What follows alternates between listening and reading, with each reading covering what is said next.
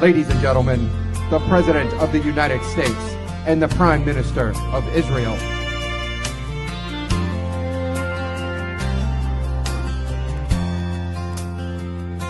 You got me on the hook with a promise and a plan.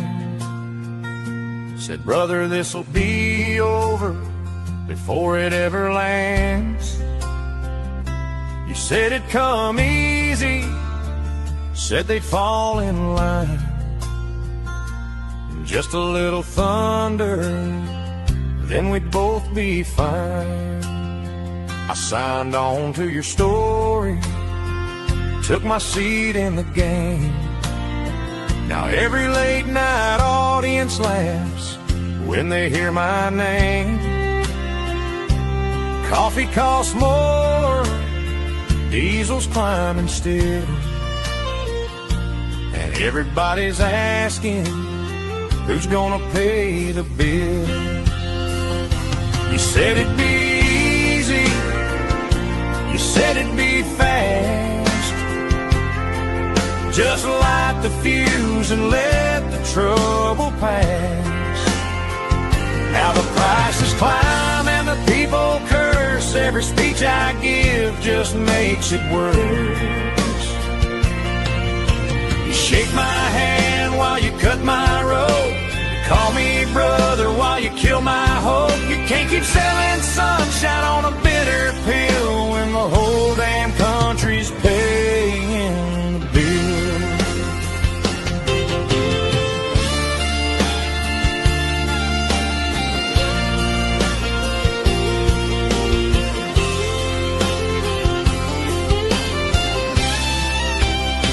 I said you swore it'd be simple. You said don't put that on me. I only said the pretty part you already wanted to believe. But I'm looking for a way out, and you're blocking every road. You keep working every screw loose at the Strait of Hormuz.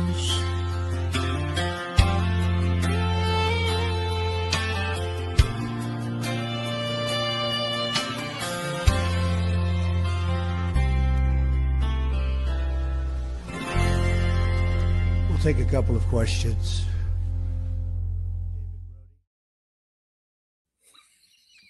I think when they were dancing, they burst out laughing. Thank God we're muted. Nice work, Joe. A good use of AI. I'd like to think so. I'd like to think so. All right. It's not really you, though, Joe. All right. Welcome to the Shit Show. My name's Andrea Edwards. I'm David Coe. I'm, as usual, in the bottom left. And by the way, I'm Richard Basalato. And we may use a little bit of AI, but we're live every Friday at 3 p.m., where we take the world's carefully assembled collection of crises and ask the important question: has anyone tried turning civilization off and then on again? This week, we've got riots in Paris, warnings of a possible Godzilla, El Niño. America apparently still is experimenting with superpower decline. Europe is trying to build a tech industry that doesn't require permission from either Washington or Beijing, and enough climate tipping points to make a game of Jenga look like a robust risk management strategy. Meanwhile, scientists may have delivered one of the biggest cancer breakthroughs in decades. Hunter Biden is handing out sarcastic life lessons on sobriety, and the internet loves it. Russia is discovering that endless wars are, in fact, endless. Somewhere in Australia, Pauline Hanson is being discussed as Prime Minister, proving once again that satire has officially given up and left the building. Joining us today on the show also is a speaker who specializes in helping people navigate the most dangerous territory known to humanity, their own nonsense. Yes. She is an executive coach, a certified speaking professional, a sought-after expert on emotional intelligence and influence, and the author of the new book, Inside: Break Through Your BS to Influence Yourself. But I have to warn you, she's part titanium. Please welcome the titanium hipster herself, Cindy Tian. Here she is. Hello, everyone. Loving the introductions for sure. The video and everything that's happened so far. No bullshit there. Absolutely not. Yeah. It's great to have you, Cindy, and thank you for saying yes. I know sometimes when I ask people, they're like, oh, what can I add to this show? But you can add a lot, because all of this stuff that Joe was just talking about, you know, people are in a pretty vulnerable state, I'd say, around the world right now. So you've written the book, you know, the book that sort of talks about that inner self-management. So before we get stuck into the questions, just do you want to just, without talking about what you're going to talk about relative to the book, including the titanium hitster, do you want to just give us a little bit more of your background? Sure. So thank you for having me. By the way, I'm really excited to be here. I'm freaked out, but I'm excited all at the same time. So I'm based in sunny Singapore. It's crazy warm in Singapore right now. You just cannot be in a non-air conditioning room. Okay, that's for me. I'm oiling up as I'm talking. So I've been in the industry for the last 13 years, and this industry is the training, speaking, as well as coaching. I also have a podcast called the Own Your BS Show, where I get other accomplished humans to talk about turning their barriers into influence. Okay, so personally, I'm married to a husband who has the unfortunate job of telling me before I spiral into any black holes. I'm also an openly obsessed mama of a dog and a cat. So I've got a dog who is a golden retriever. Her name is Bella. I've also got a Siberian cat. Her name is Libby. They're of the same age. I brought them home at the same time, and they tolerate each other for the last 3 years. I'm a Christian, so my faith runs the engine room of a lot of the things I do. Yeah, nice. And I've met your beautiful dog. We asked Cindy to bring her golden retriever over after Freddie died, so we could get a little bit of golden retriever love. So I just showed your book inside. Break through your BS to influence yourself. So that's a big part of what we're going to talk about today. But you first published it was just a couple of months ago, right? We had it published in November 2025. Wow, it's been 7-8 months? Has it been that long? God, okay. Wow. So tell us, what sparked the decision to write it? Because it's a real warts and all. Yeah, sure. Happy to answer that question. And there's so many reasons as to why I wanted to publish a book. And the first answer I would answer that is, the real honest answer was I wanted to build a speaker credibility brand, right? So to say, in order for you to be a credible hired speaker, you need to have some thought leadership. And I'm like, at that time, what thoughts do I have? I've got absolutely no thoughts. The mentor then, his name is RV, and I was sharing with him about all my life stories. And then he was saying, Cindy, your stories are so transformational. I said, is that so? I never shared with anyone my stories. And I said that, but my stories are not like success stories. They are all failure stories. So I decided I'm going to write a book of all my failures. I thought that was the easiest way to kind of get it going. And at the same time, because I've been doing this work of training and coaching a lot of leaders and sales teams in Singapore. So I realized that they all want one thing, and it's not always the easiest to achieve, which is influence. Yeah, so we all want influence at a larger scale with social media, with the public. We want influence with our teams. We want influence with our family members. But I think a lot of them, they want it, but they don't necessarily have it in the way that they want it. So I realized that a big part of it was not that they don't have the skills, but it's a self problem that they needed to manage. Yeah, so it got me kind of thinking back about the time when I used to be in a sales role and a leadership role as well. It take me back as far as 2010. I was, at that time, the sales director of this company, and I was in Bangkok attending a sales conference. And at that time, this was a job I just taken for 6 months, and it was a job I took purely for the title and the salary. And at the time, I had just left a job I totally hated for another one that I totally hated. So that was what was going on. So I remember sitting in the the hotel room at that time, and just feeling lost, lazy, and so unmotivated. And at the same time was having so much relationship issues. I was dating this guy, and I thought he was going to propose to me, but he decided to dump me. So that was like double whammy. And I just remember looking up at the ceiling, And saying this sentence, Cindy, your life is nothing but a load of meaningless crap.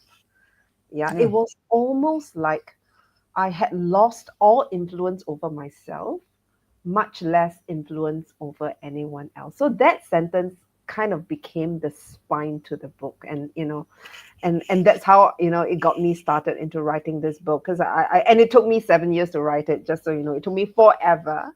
But I think a big part of me writing the book is me asking myself this big question: why can't I get myself to do what I know I should be doing? Why am I losing control of my life? And, why am I not respected? So it's answering all of those questions. Wow. It's managing myself. Yeah, big, deep questions, right? So, yeah. So I've actually heard your story, but I haven't heard that part of the story. So that was interesting. So BS or bullshit is, I've been in Asia since 2003, and it's not a region where you swear comfortably in public, because people are quite sort of, a bit funny about it. So I'm very cautious. I'm a swearer, but in public situations, I sort of try to sort of tone it down just out of respect for people who don't feel the same way. And Australia is obviously quite different. But even when we called this the shit show, people said to us, "Oh, you shouldn't call it that." And every now and again, someone will say, "I can't go on the show because of the name," which is kind of interesting to me. But but then we've got a president of the United States who uses all sorts of swear words, right? But what does BS mean in your world? By the way, I really wanted to come on the show because there's the word shit on it. I'm like, okay, this is my kind of show. So we are swearers, but I have to be very careful about that because we're still professionals, right? So I think mind our posture. Okay, so when I say BS, a lot of people will think of it as bullshit. It's meant to be a little bit provocative, but what I realize is that a lot of my failure stories is because of my own BSs. So I kind of broke it down into 3 different types of BS in the book, and I'm abundant of them. Okay, so the first one is blind spots, which is the things we can't see about ourselves, but everyone else can. Yeah, so I've got a ton of blind spots that I had to discover over the years. And, for somebody else, it could be, a leader who thinks that they're being efficient and fast, but the team experiences them as a bad listener, lacking in self-awareness, and, super transactional. So that's blind spots. Yeah, the second one is really about the belief system. So the belief systems, I call it like the shoulds and the must that you've inherited in your life, and you might not even know that it's running you, right? So for example, it's the high performer who's unconsciously addicted to work, and they tell themselves I'm being productive, but underneath it, the narrative is if I'm not productive, I'm not worthy. So they overcommit. Yeah, so they work over the weekends, they chase the next achievements, and then they complain about how busy and tired they are. Yeah, the third BS is, I call it the bull stories, which is the excuses, the justifications, and the uncomfortable lies we tell ourselves to avoid discomfort. Yeah, so I used to lie to myself a lot. Okay, so maybe for someone else, it's the person who's struggling to cope during the hard times. Okay, and maybe they get hooked on something, binge drinking, pornography, numbing out with AI and social media for hours. And the bull story that they might tell themselves is, I'm just relaxing. It's no big deal. Yeah. So different levels of BS. But I think my point to this is that your blind spots will endanger you, because if you cannot see it, you can't change it. Your belief systems will limit you because they kind of put a cap on what you can achieve. And your bull stories will comfortably lie to you all the way to rock bottom. So I believe that self-influence is the brutal honesty to see your BS clearly and the courage to do something about it. Oh, I love that. That's very, very clear. Guys, got any comments yet? Well, I'm actually disappointed that S doesn't stand for what I thought it was. This is false advertising. This is. Sorry to disappoint you, Joe. I think I don't know. I think bull story is still what you think it means. All right. So I know that you went on quite a journey before you got to this clarity, and it's really, really fantastic clarity. What caused your first downfall?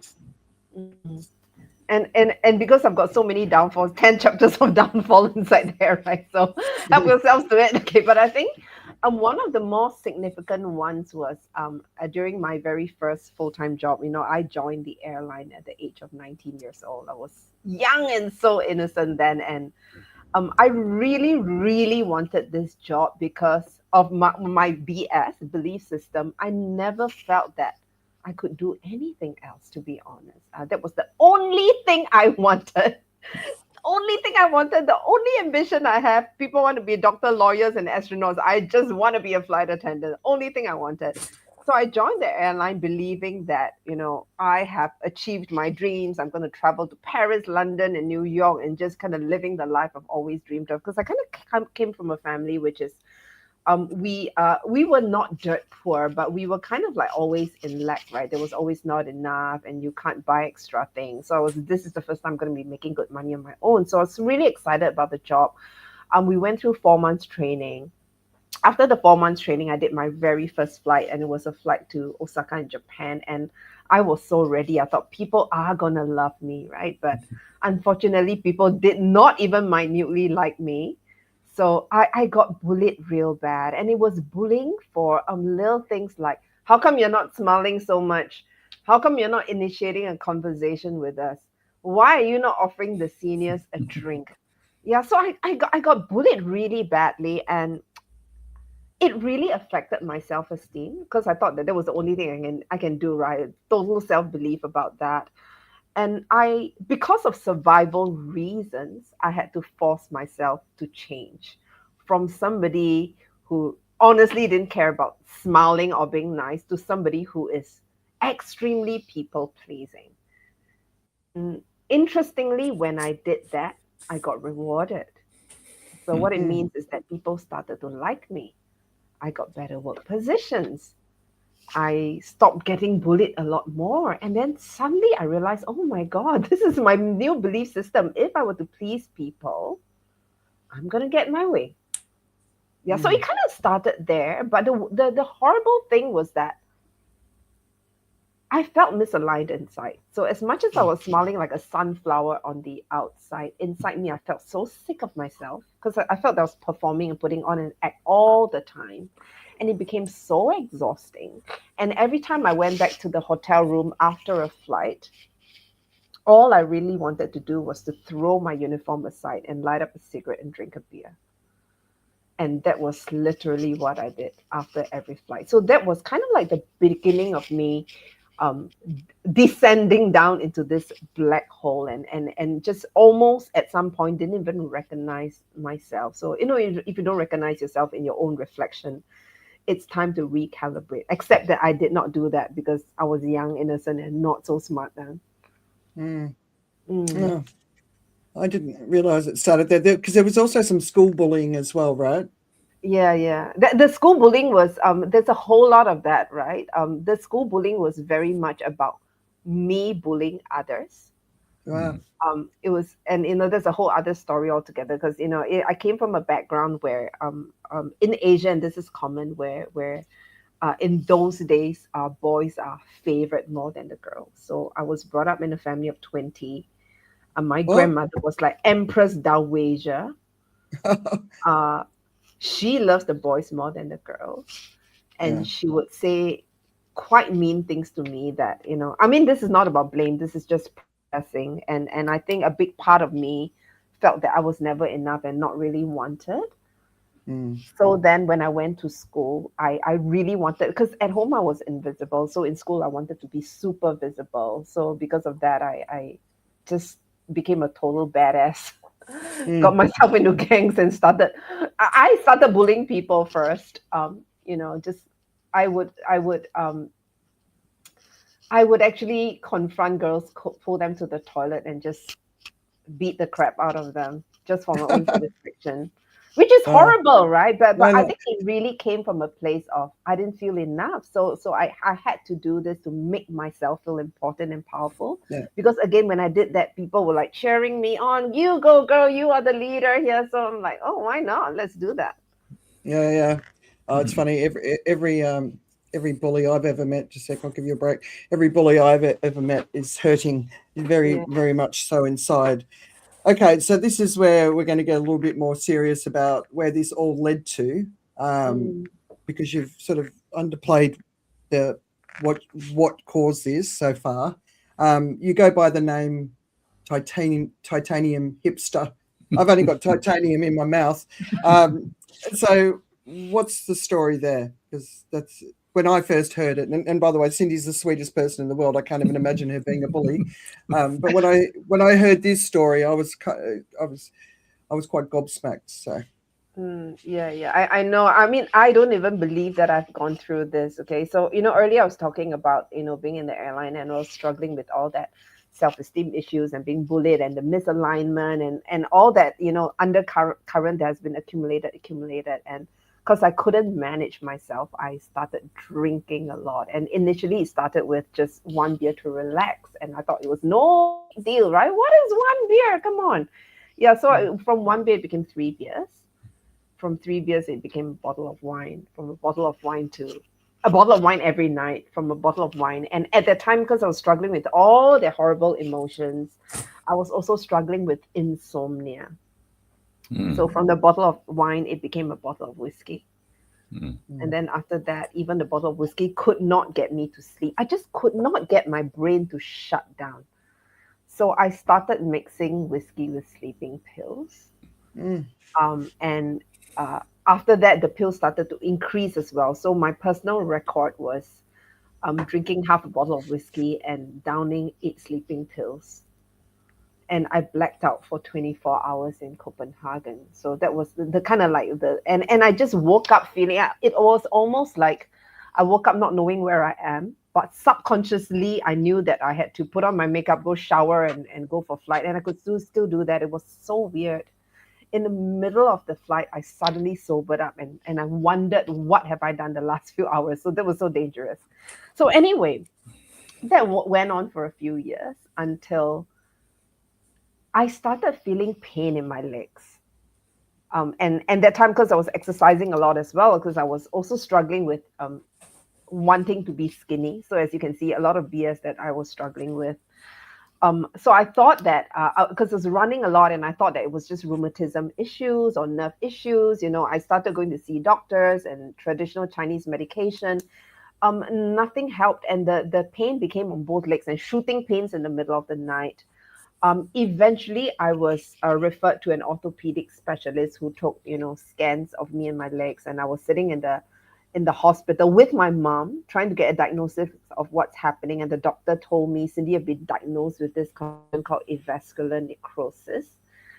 And what it is, it's really a degeneration of my hip joints. So what he said was that both of my hip joints have totally degenerated to that of a 90-year-old woman. And I was 25 years old at that time. So it's crazy, right? So I looked at the doctor, disbelief. My mom was there with me. I held her hand. I started crying. My mom asked the doctor, how did this happen to my girl? We don't have family history of this. So he started sort of investigating a lot more. And he came to the conclusion it was due to alcoholism, chronic alcoholism. So there was a loss of blood flow to my hip joints, which caused it to degenerate. And he told me that I would likely have to be living in wheelchair for the rest of my life. So in the end, we found another doctor, another orthopedic specialist. And thank God we found that person. He eventually told me that, the best thing I can do for you is to cut off your diseased hip joints and put titanium implants inside. So since I'm my 20s until now, I'm in my 40s, I've been living with titanium hip implants in my legs. Yeah, I know it sounds crazy. When I travel, I have to carry a cart with me. Yeah. And I'm not supposed to run for the rest of my life. So that's kind of where I am. So that's how the titanium hipster came about. Yeah, right. It's just how quickly it all happened, right? Because you were still quite young, and I can imagine it must have been truly frightening. But yeah, that massive consequence and also chronic alcoholism at such an age, right? But were you working with Singapore Airlines? Yes, I was. Yeah. I was. So you're a Singapore girl where you had to be skinny as well. So there was a lot of pressure. There's, on that, right?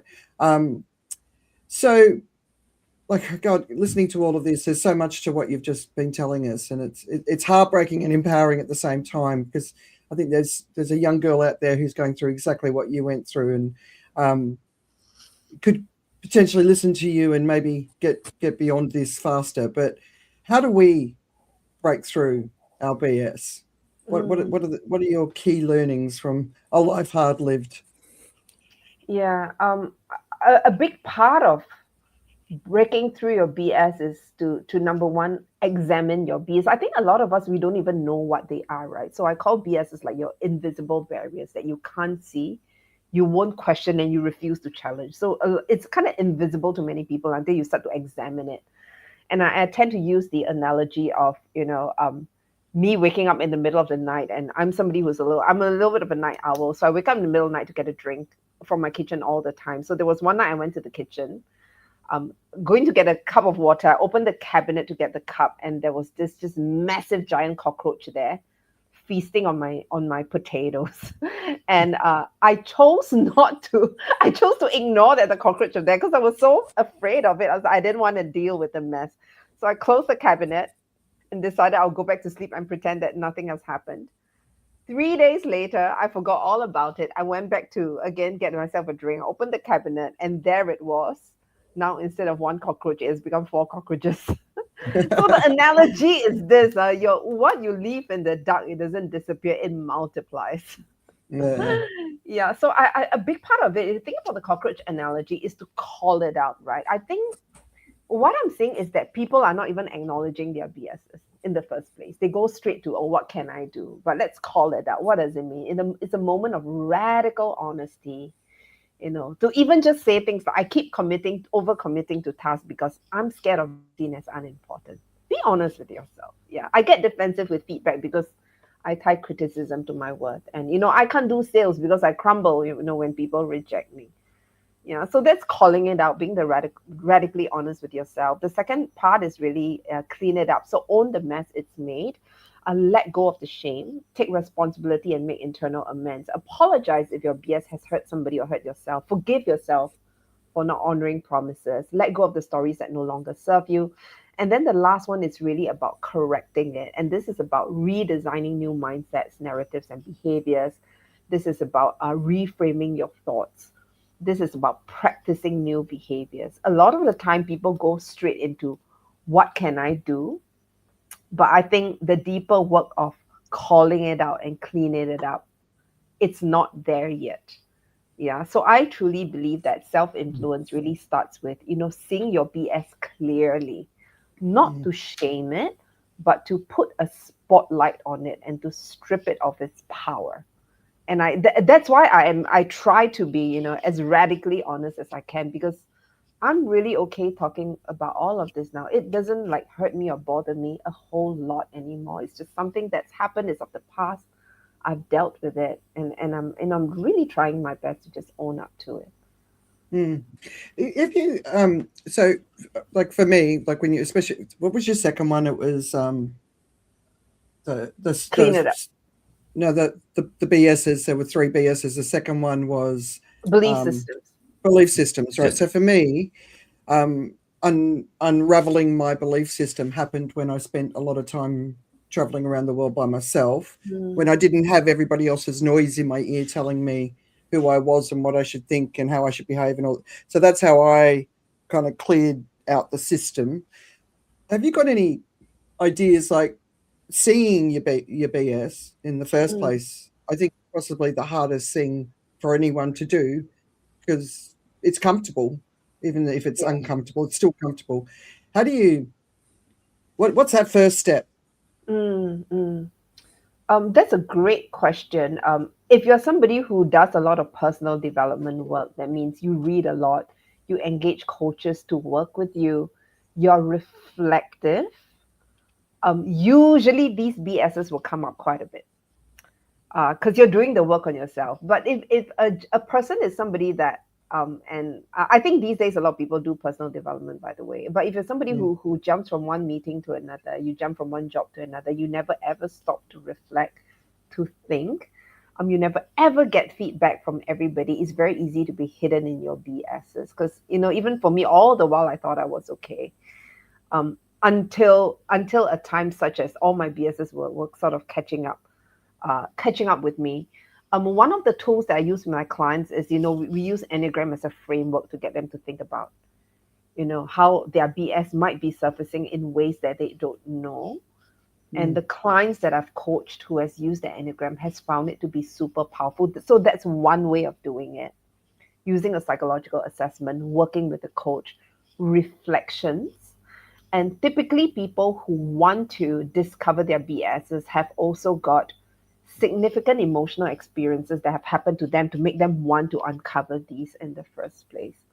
Yeah. So, and one example, I was working with a coach at one time, and I was struggling a lot with my marriage at that time, mainly about the problem of, and I'm just going to be really honest with this. I didn't feel like my husband was taking up the role as the man of the household. So I was worried. I was working really hard until one of my friends, who is a marriage mentor, and because she's so good at this and she knows me so well, she asked me this question. And the question was, Cindy, what are you truly afraid of? And I remember stopping to think for a while, and I realized I was just really afraid of working in McDonald's when I'm 72 years old. Yeah. I was just so worried we didn't have enough money for retirement, and I have to work really hard. And that was really the fear driving the anger and the fights and the quarrels, right? But I wouldn't have known it if nobody asked me that huge question. So I think getting coaching, getting mentors, reading, hopefully that comes up. Yeah. I think for a lot of people, the idea of the working in McDonald's and when you're 72, it's a very cultural thing here in Singapore.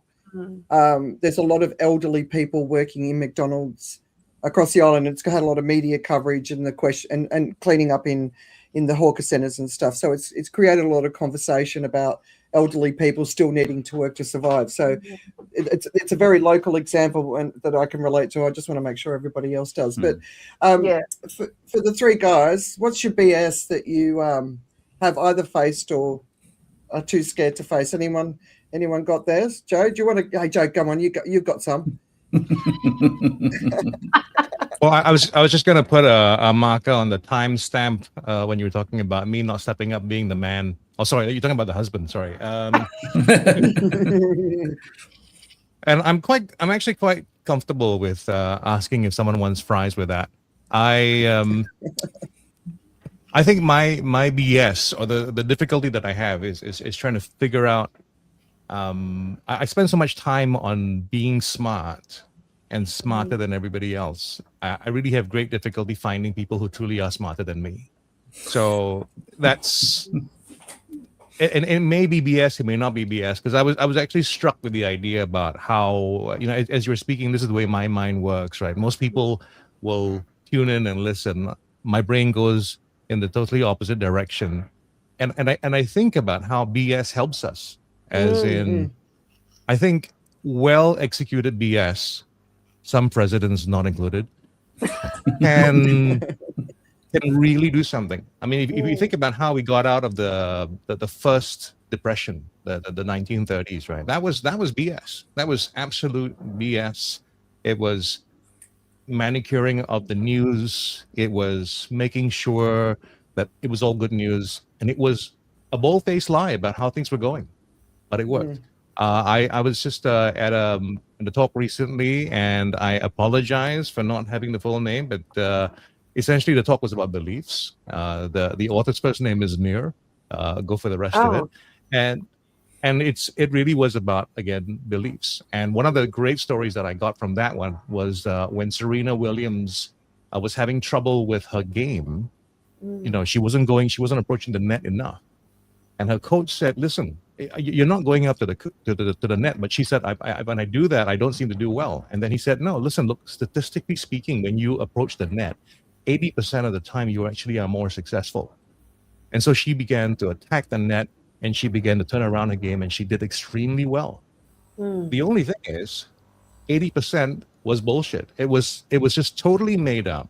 The coach had very strategically created something which they hung on to. So I understand, and I do believe very much in this, because I study hypnosis. I'm actually in the middle of a of a course right now. So if you're feeling very sleepy right now, it's not because I'm boring.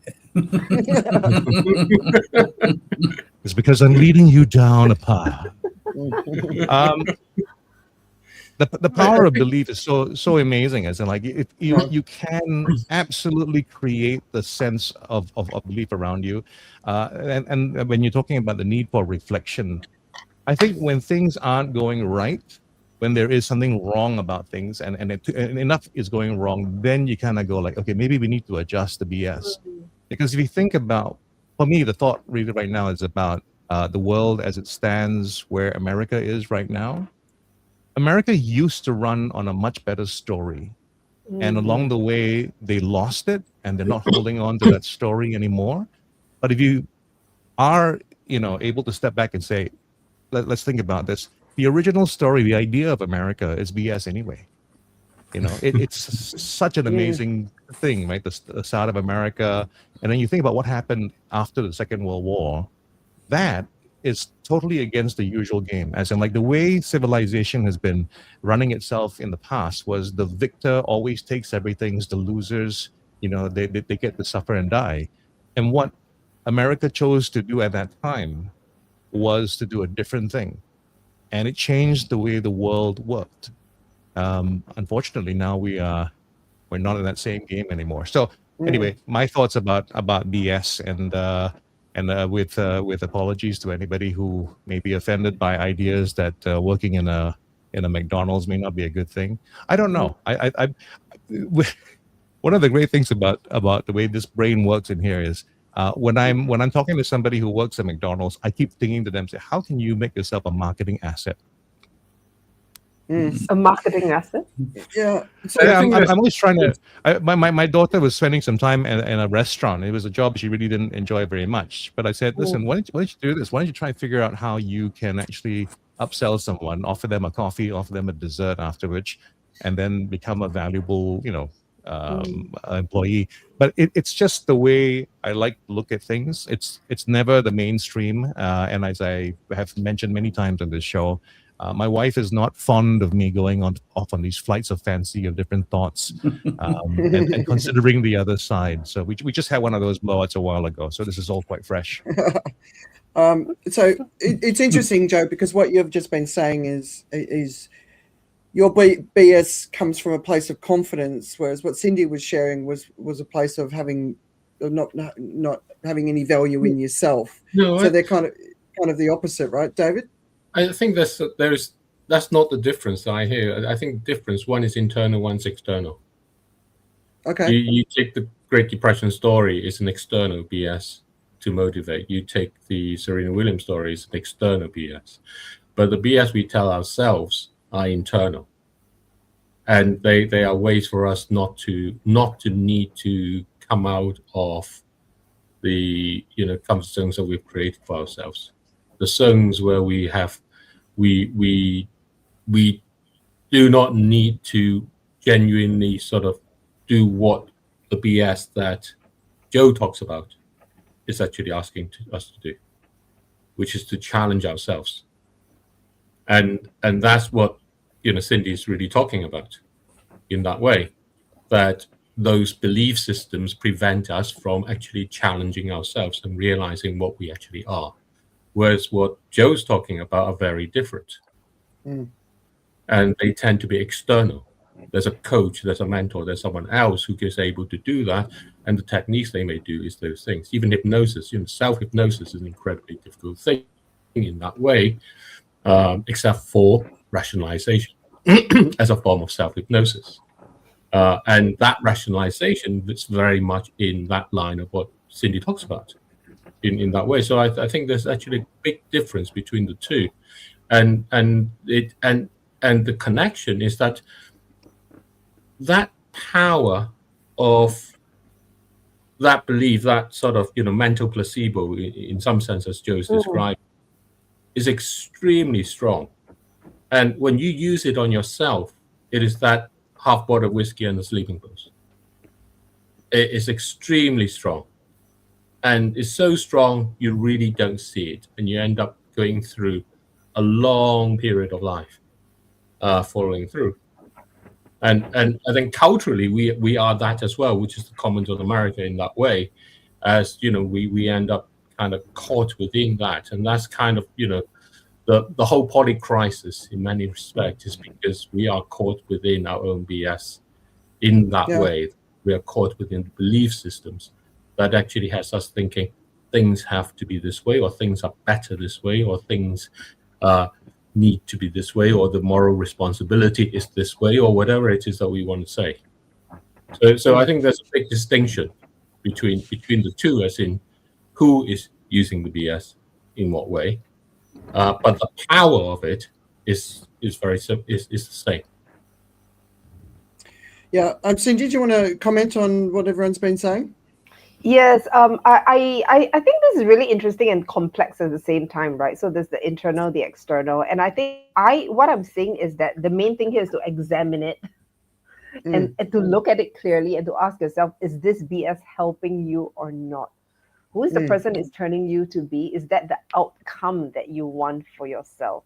Yeah, so for me, if I were to share my story, mine was, you know, I kind of reached a point in my life whereby, oh gosh, I'm totally in the place whereby it almost came to a point whereby I was self-loathing.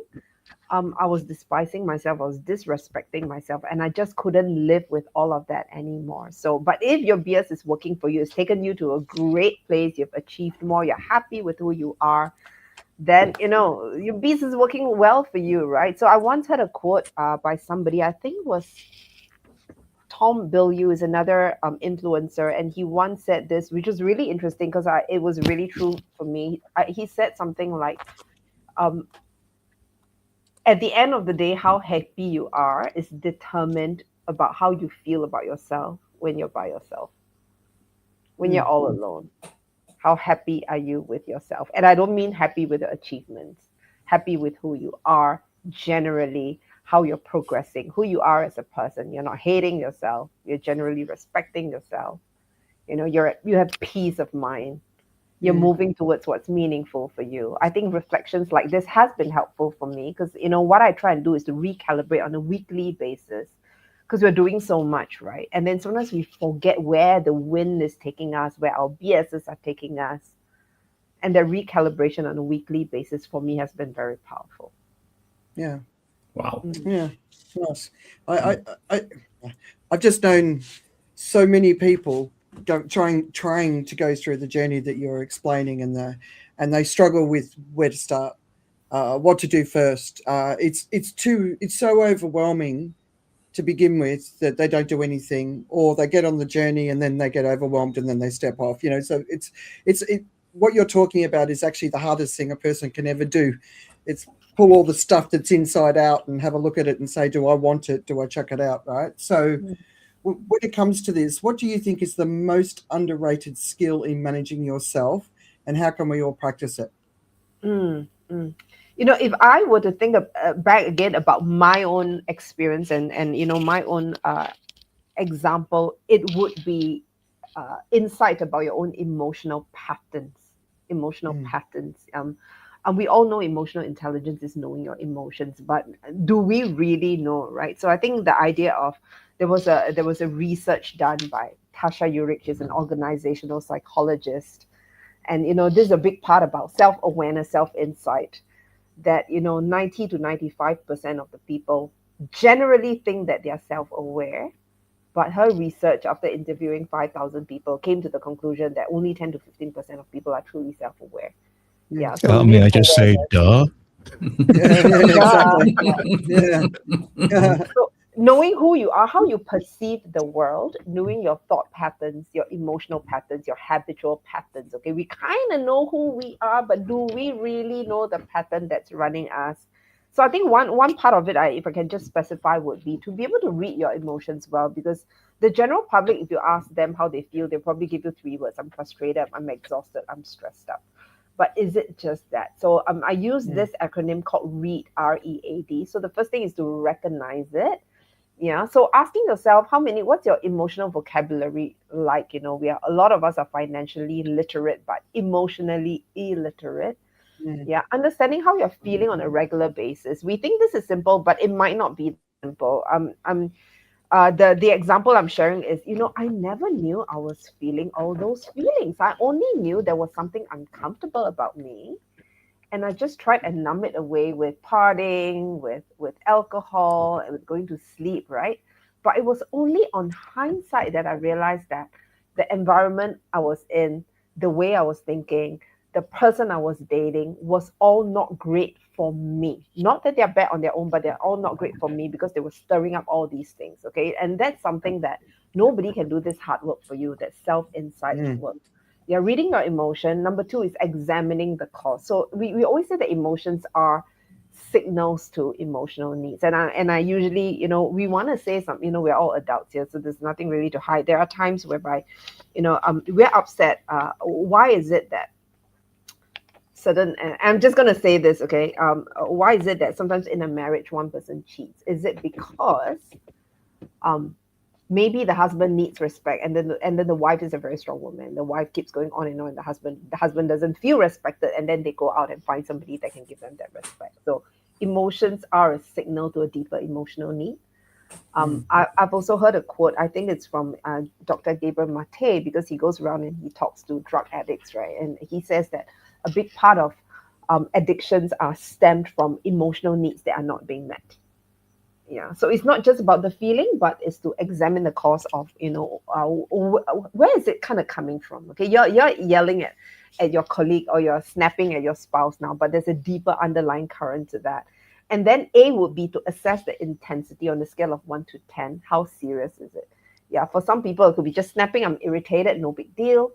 But if it's if the intensity is serious, like you realize that your body is breaking out in hives, you're suddenly having severe insomnia. Yeah, then you kind of know, okay, there's something right here. It's chronic. I cannot not do anything about it. Let me not fudge it. Let me not cover it up. I really have to assess it, because this is something that, I have to deal with. Yeah, and there's a bigger underlying cause to it. And then D would be, direct your efforts. What do you need to do at this point? It could be as simple as I need to talk to somebody. I need to go and see a therapist. Yeah, I need to slow down and maybe take a sabbatical, right? So burnout is really a big part of burnout, and people being exhausted is not having enough balance in their life. So very often, again, we go straight to the what are you going to do, when we have not uncovered what could be underlying, causes of all these emotions. So I would say emotional insight for sure. I think not everybody is emotionally very literate yet. And what I do with my coaching clients is I get them to collect data about themselves. So for 30 days, they have to put in an Excel spreadsheet, what are the dominant emotions you feel? At the end of 30 days, you now have data. What does this tell you about yourself? Yeah, that's so interesting. Have you ever come across Neil Donald Walsh? He wrote. He did the Conversations with God. Who's read them? The Catholics might be. I'll never read that nonsense. But he said something. He said something that I really took to heart. He said, when you express anger, it's not about the person you're expressing anger towards. It's about something that the anger's within yourself. And I remember just listening. It was one of those phrases. I just really, really took it on board. And then the next time I was with the boys, and they were small and annoying, and I wanted to be doing other things. I'm not a children's entertainer. I was never that mother, right? You don't twist balloons?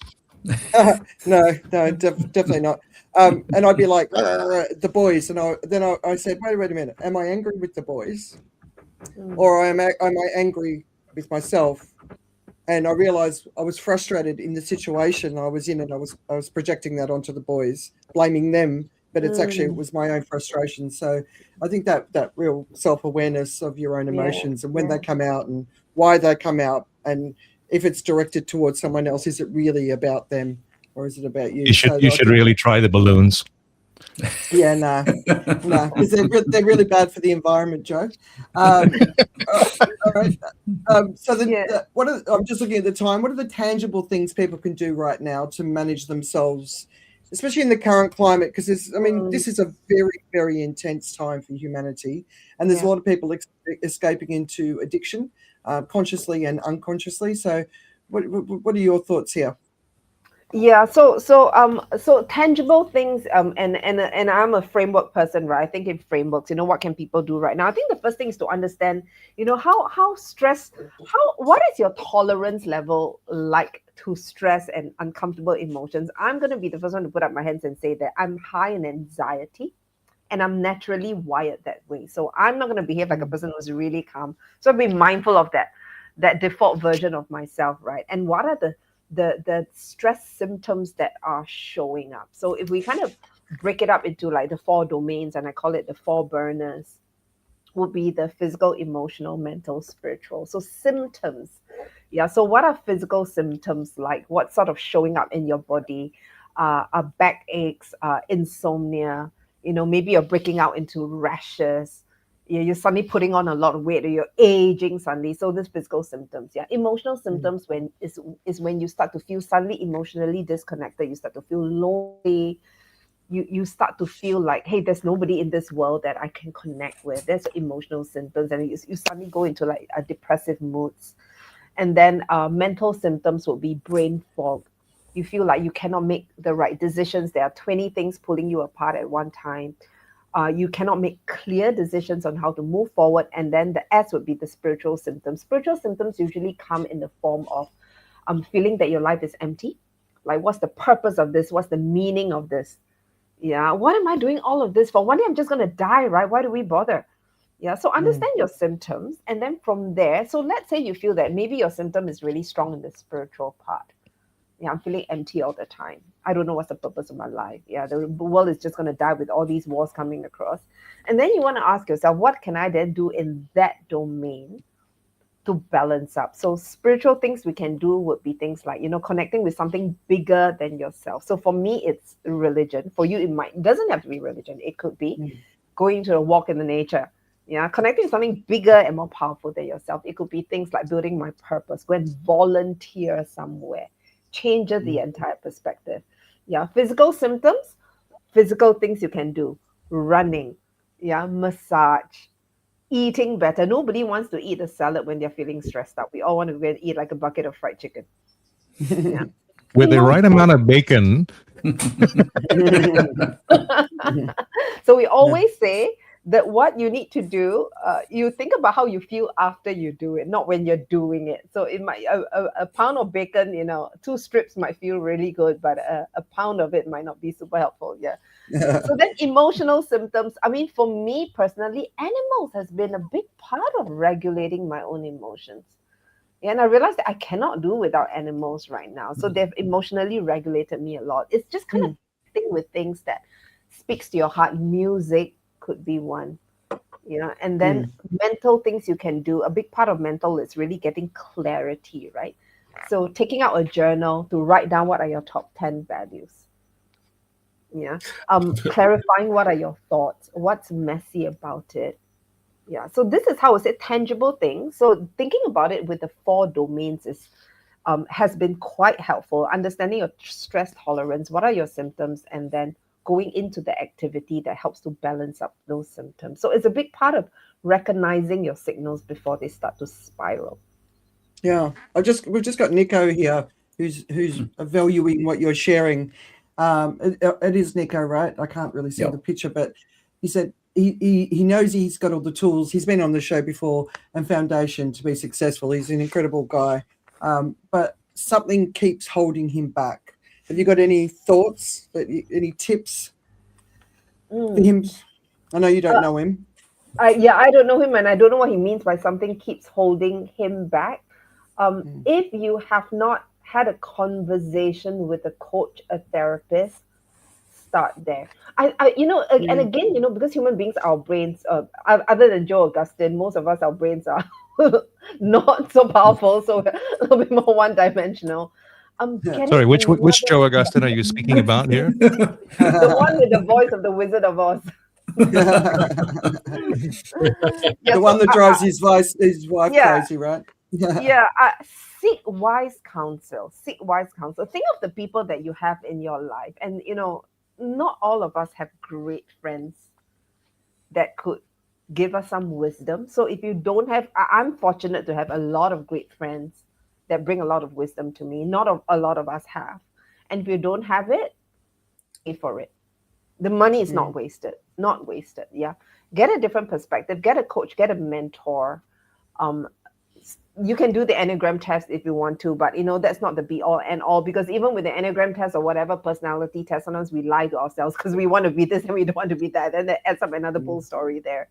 But definitely talk to somebody who can give you some wisdom.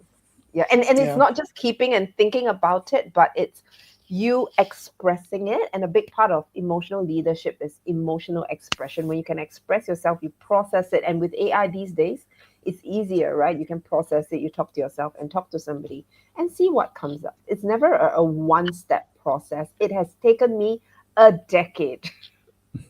So if you're hoping to get rid of all the negative BS within one day, not possible. It's an entire journey. And the best time to start is 20 years ago.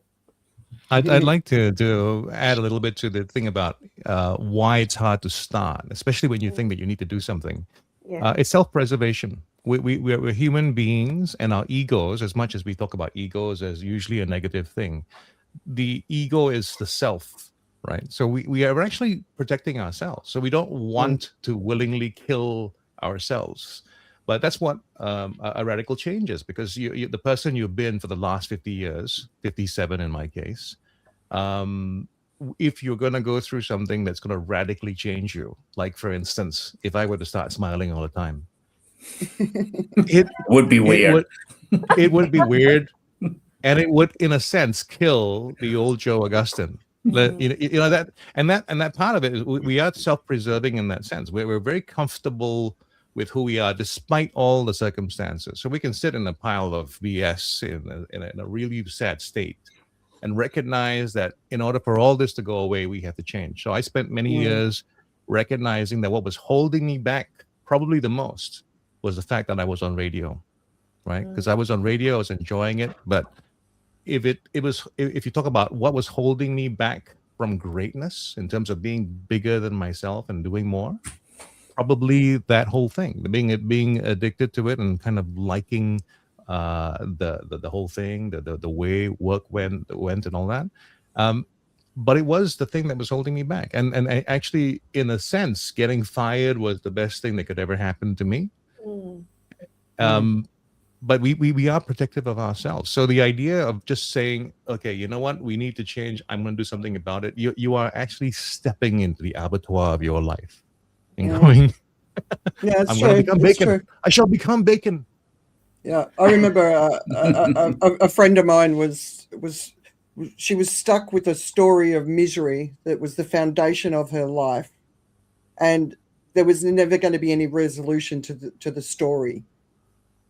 And I said to her, it's time to let that story go, but she couldn't, because it was the foundation of her entire existence. So what you're saying, Joe, is really, it obviously manifests in many, many, many different ways, but I think it's... You can say profound. You can say profound. Yeah. No, I'm not giving you that. Anyway, no chance.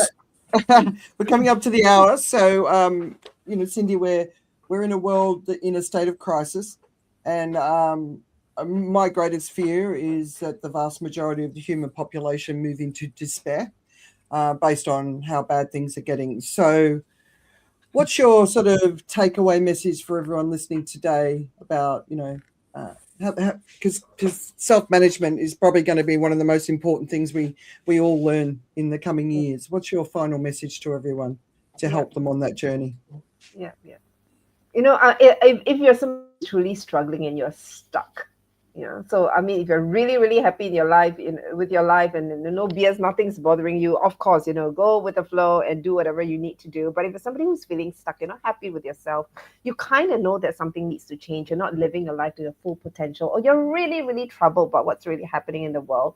I started this conversation by saying that I had lost all influence over myself in that Bangkok hotel room, right? And in hindsight, I think the turning point wasn't really like a strategy or framework or big enlightenment on the outside. It was a decision to stop looking away and start looking inside. So pay attention to what's happening within, because your symptoms, whatever symptoms you're experiencing, will first whisper before they shout. So I usually like to leave my listeners with one thing. Imagine that you're now 85 years old. It doesn't look like any of us are 85 yet. Oh, I'm And dead. now, but I'm imagine you're dead. 85, okay? You're looking back on your life. Yeah, who is the person you would have wanted to be? Yeah, so you're going to ask yourself the hindsight question. And just as important, who is the person you would not have wanted to become? Yeah, so get crystal clear on both, okay? Because as we're keeping up with the war, the crisis, and everything on the outside, let's not forget about what's happening on the inside. Yeah, so honesty without compassion is really self-punishment, and compassion without honesty is self-denial, okay? So remember that, and the first and most powerful person that you'll ever influence really starts with yourself. Yeah. Nice one. Now, I'll bring us all back up. I forgot to ask you if you wanted to stay or if you want to escape the news bit. Most people do, so it's totally up to you. But I'm going to escape it, but thank you for having me. I'm just going to listen to the YouTube live for now so that I can do some of the other work that I have lined up for the rest of the day. Oh, I thought we could speak behind your back. Okay, all right. Please don't. I'm going to record it. Never would. No, thank you, darling. We really appreciate it. I love your honesty. I love your stories, and I love the work that you're doing. So thank you for agreeing to share it with us. Thank you very much, Andrea, for having me on the Shit Show. I'm so proud to be here, and thank you, Joe, David, as well as Richard, for being here together with me today. All right. Yeah. Have a lovely conversation, everyone. All right. It's all downhill from here. Yeah. All right. Yeah. You know, we were talking about the external that Joe was talking about when you were talking about Serena Williams and all that sort of stuff. But I was actually talking about you and the way you sort of exist in the world versus the examples that you shared versus what Cindy was saying about the lack of self-worth. Because you don't lack self-worth, right, Joe? I have views about that. Anyway, so I would say that when I think about it, I realize that my mom made me feel much better than I deserve to be. She installed a sense of confidence and self-worth. So the shorter answer would have been, no, I don't lack it.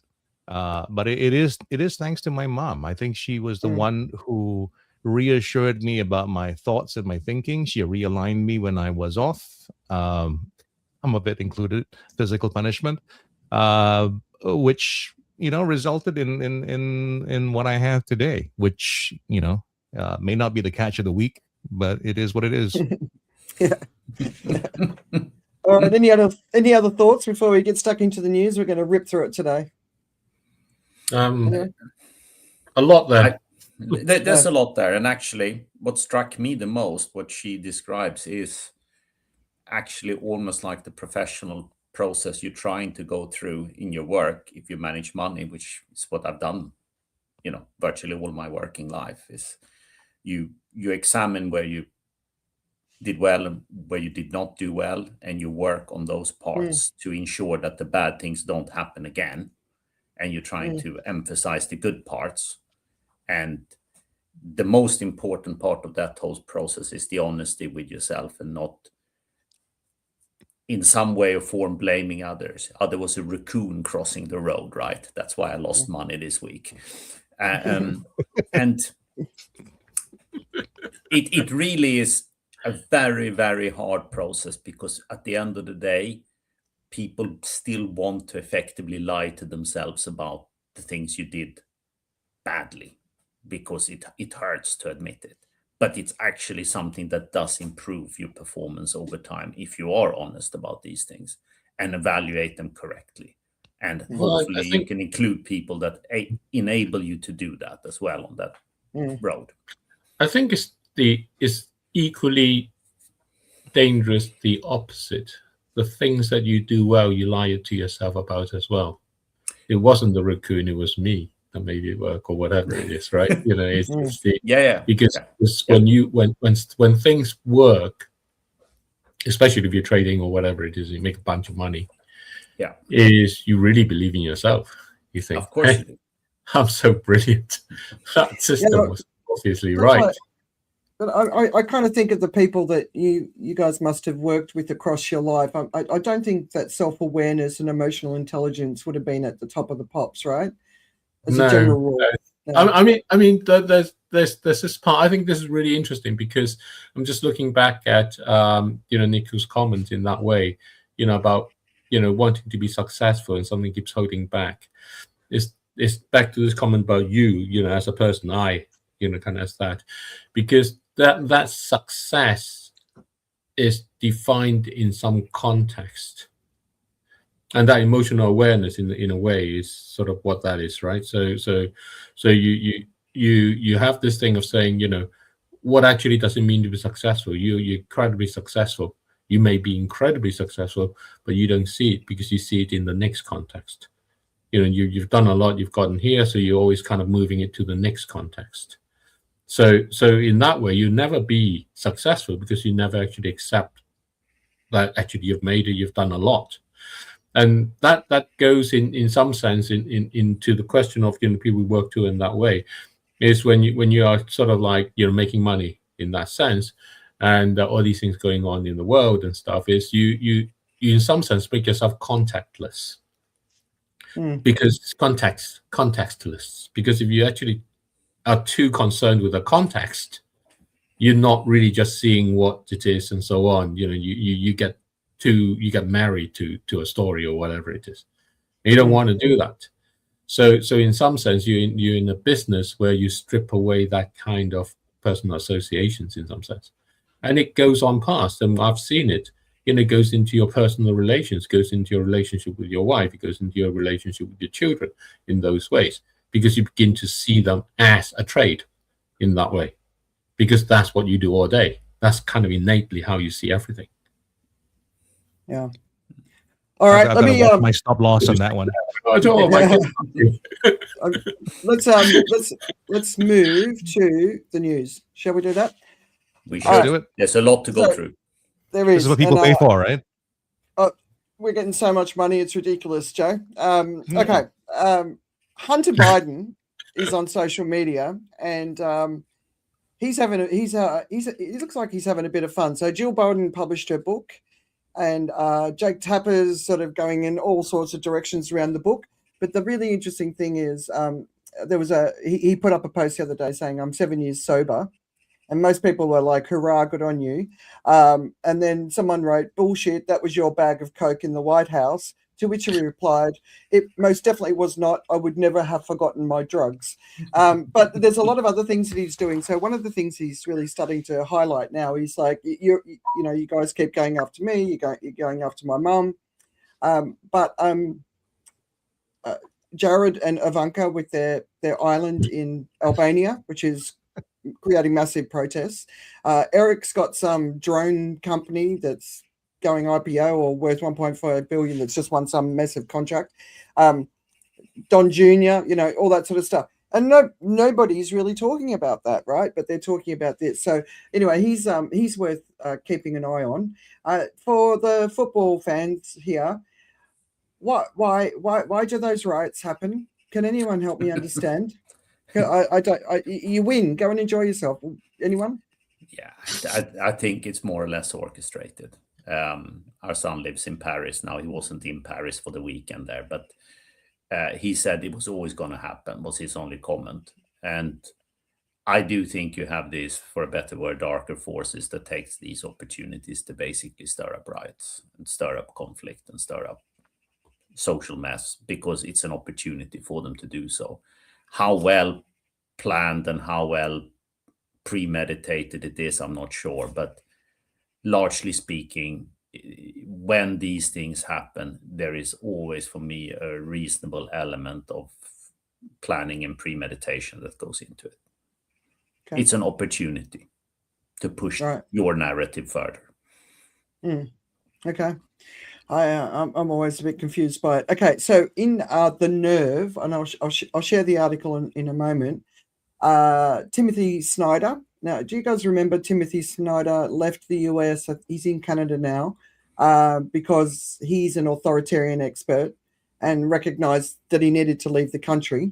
So the title is, "We are watching the US attempt a superpower suicide." I don't know if any of you have had a chance to read it, but that's been something that so many of the decisions that are being made, so much of what's going on, you're kind of looking at it and you're like, why would you choose this path? So, and what were your thoughts, Richard? You read it? Yeah. I think it's a really interesting article, and people, if they have the opportunity, should read it, because it's share it. It's a really good piece of journalism. Now, I tend to be, a huge cynic, as David in particular knows very well, and I actually don't think this is done out of idiocy or anything like the sort. I think this is a premeditated plan of basically enriching yourself in the process, where America becomes a very distant second compared to what I can achieve on a personal level because of the position I've been put in. And then it actually makes a lot more sense. Sorry, I didn't get that. Well, you want to go through it again? The nerd rock, sort of that side of things, the nerd rock. Tech bro. Yeah, exactly. It's like, it might not be great for America, but I really don't care very much about that, because in this particular world, the national states don't matter anymore, because okay, so you go back to the X-Files with the guys in the room. Yeah, kind of, but I just think a lot of the decision making that's taken place lately is all about personal enrichment for the people involved, and then it makes a lot more sense. When you have these greater superpowers through history, there's always a finite time they can remain a superpower, because the process of decline is more or less similar. And US share some of those stories, right?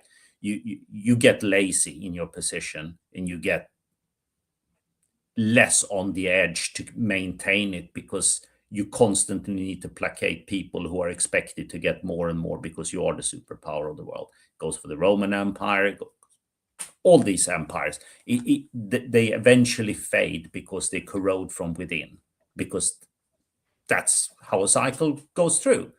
Yeah. So some of the things that would have happened to the US probably would have happened anyway, regardless. And it started, in my opinion, many administrations ago, that decline and the rise of China as the next superpower. That's certain inevitability to it. It's just numbers, and you can see what's happening. However, some of the self-inflicted wounds that are happening are much more in the context of, it might not be great for the US as a country, but actually, you know what? It's great for me and my buddies. And then it rationally makes a lot more sense. Yeah. Anyone else want to sort of comment on it, David? No? Okay. Yeah, I think. Yeah, I was going to say, I think the interesting side is, of course, this is, you have Russia as a superpower committing superpower suicide. Do you think Russia's a superpower? In my book, it certainly thought it was before it started the Ukraine war. Yeah, okay. In your own mind, you can still be a superpower, and I'm sure there are still British people who think of the empire. But let's be honest, you're not. The only superpower that's existed for the last half a century is the US, really. And now you have a rising superpower that at some point in the not too distant future will become the new superpower of the world. And there's a huge element of inevitability about that. Yeah. For me, Russia in their world, they were probably thinking they were a superpower, but really they're not. Yeah, but the only thing that sort of gives them that superpower status was the nuclear weapons, right? Yeah. But so the core thesis of the article is no state has ever deliberately and systematically destroyed its own power as fast as Trump's US is doing. And Snyder, the authoritarian expert, calls it strategic suicide. It's really worth listening to, because a lot of the decisions that are being made, you kind of like, what's going on? And what you're talking about with the tech bros, the what can I take for myself? So a couple of times I've been talking with people about this community, and they're like, but they're smart, right?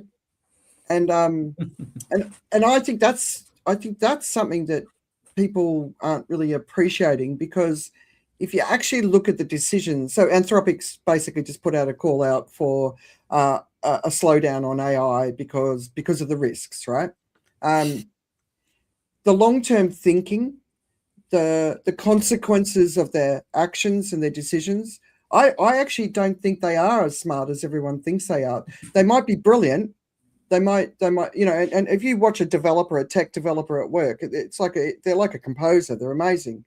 But human impact, that question, that's not necessarily a conversation that they have. It's what can technology do? It's not what will the impact on humanity be with this technology. Those two questions are not side by side. Anyone? No? Yeah, I pick up on the smart part. I mean, you know, kind of, you know, what does it mean to be smart? Because they make money.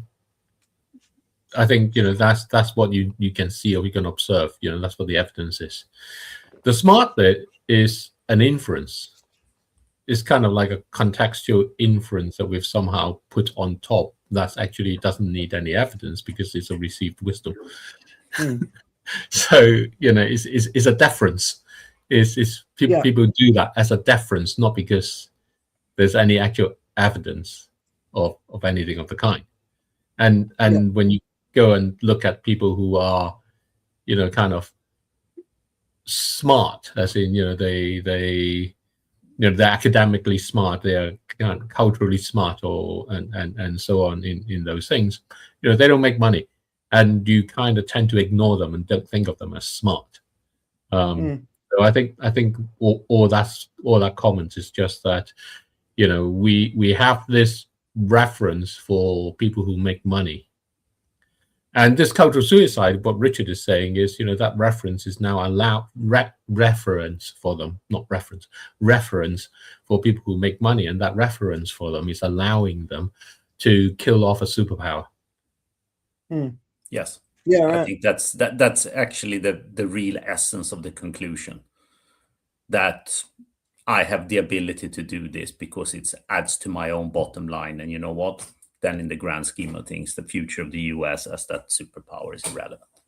Yeah. And then they could set up their network state, right? And so the things that he's talking about in this article were, one of the things is the energy misstep. It's just, you know, it's really crazy what's going on. You know, there's two countries in the world. One's focused on fossil fuels, the other's focused on sustainable energy. You see the growth that's coming out of China in this sector. It's incredible. Outdated military focus. So Trump's, you know, battleships, all that sort of stuff. The diplomatic collapse. I don't know how many of the embassies around the world don't have any ambassador in them. Losing to Iran, you know, just that whole decision. So, you know, I mean, basically, you know, whatever happens next, if the tech bros win and the individual wealth, if they win, and they can go and build their network states, they were trying to do one of them in the Philippines that got rejected just recently. Or the US is going to have to go through a massive revolution, and it's going to be very, very painful. But you know, that's the point that we're at. Moving on to another story, big cancer news this week. There's a new pancreatic cancer pill, and this was always one of the worst forms of cancer you could get. It was like, I don't know the fatality, but it was very like 99% or something, 95%. It was something like that. But there's a new drug, and it's stopping tumor growth. Joe, did you have a chance to have a look at that or talk to any of the academics in that field in the last week? Well, I do spend some time on the scientific podcasts. They're pretty excited about this because what it does is it creates a lot of extension in terms of life. So for pancreatic cancer, the numbers were so encouraging. And what they really like about this is that the markers are also translatable, as in like it's something that they're going to do more exploration about this, but it could very much influence other cancers as well. So that's all I got on that. It's very exciting. They're trying to fast track it, and the doctor who was speaking about reporting on the numbers was actually saying that his hope and the way it looked like it was going to go is that he was going to be able to take it back to his other patients for the mainstream use within this next few months. So that's really, really great. Yeah, no, it's cool. They got a standing ovation, which was not expected. So the other story it's been brewing around for a while, but basically the EU is launching a major push to break with the US and China from a technology perspective. But then there's this other thing which is called Pax Silica. There's a guy called Arnaud Bertrand, who's a sort of an academic type person. I don't know how to classify him. And he was basically talking about this Pax Silica as Europe being submissive to America, and that this was a negative thing. And then Europe's announced that it's going to break with American and Chinese companies and build its own. But there's a lot of contradictions in the information out there. But the core message seems to be that Europe is going to take control of its tech, and get out of the US in particular, because you've got people being locked out of Microsoft, you're being locked out of databases. They can't book an Airbnb because it's an American-owned company. But at the same time, all of these great technology revolutions happen in Europe. They get bought up by American companies. So like the money's got to be there in Europe to get the technology revolution going. So I don't know who's on top of this story. Anyone? Well, one of the biggest things that holds. Sorry, go ahead. I think Europe is never going to be able to do that because it's got the EU running it. Right. It's just a totally stupid dream. All right. So cloud sovereignty rules. That's always been there. Chips, they can't. Just look at what Europe has done for data privacy and stuff. GDPR. Okay. What it's done is meant that everybody can now get whatever data they want, because you just end up clicking on all the things that says you agree or whatever it is. The European approach is that somehow we govern it. And when you do that and you still want it to work, you actually end up by giving away all the control that you could possibly have. The regulations are done by people who have absolutely no sense. I was speaking with a guy who was working with Timmerman after the European debt crisis and 2008, whatever. And they're setting up all these new rules about leverage and finance and stuff. And this was about 2-3 years ago. So this is kind of like a long time after the crisis went. And I said, you realize debt is now way over what it was before. And it was like, it can't be. It's impossible. We set up so it will never be that. That's the EU. Yeah. So you're trying to build a... Right, okay. Joe, did you... Well, I was going to say, from the opposite side of it also is about the regulations, right? The regulations have also stopped companies from saying, I want to develop in Europe because it's too expensive to go wrong, right? So I think the EU is to tech what California is to buildings. If you want to do something in the US, if you want to change something in your backyard in California, it's hell, right? And I think Europe poses that kind of thing as well. So when I look at companies, so far what I've seen, again, I'm not an analyst, but I've seen companies withdraw from the European market, and I think most times it's about the risk of going awry in terms of GDPR, that kind of stuff. It is the consequence of not following the rules, and it's too much in terms of a framework. I think in Europe it's very clear what you can't do, and that's not always a good thing. That's like the message rules, right? Yeah. Anyone else?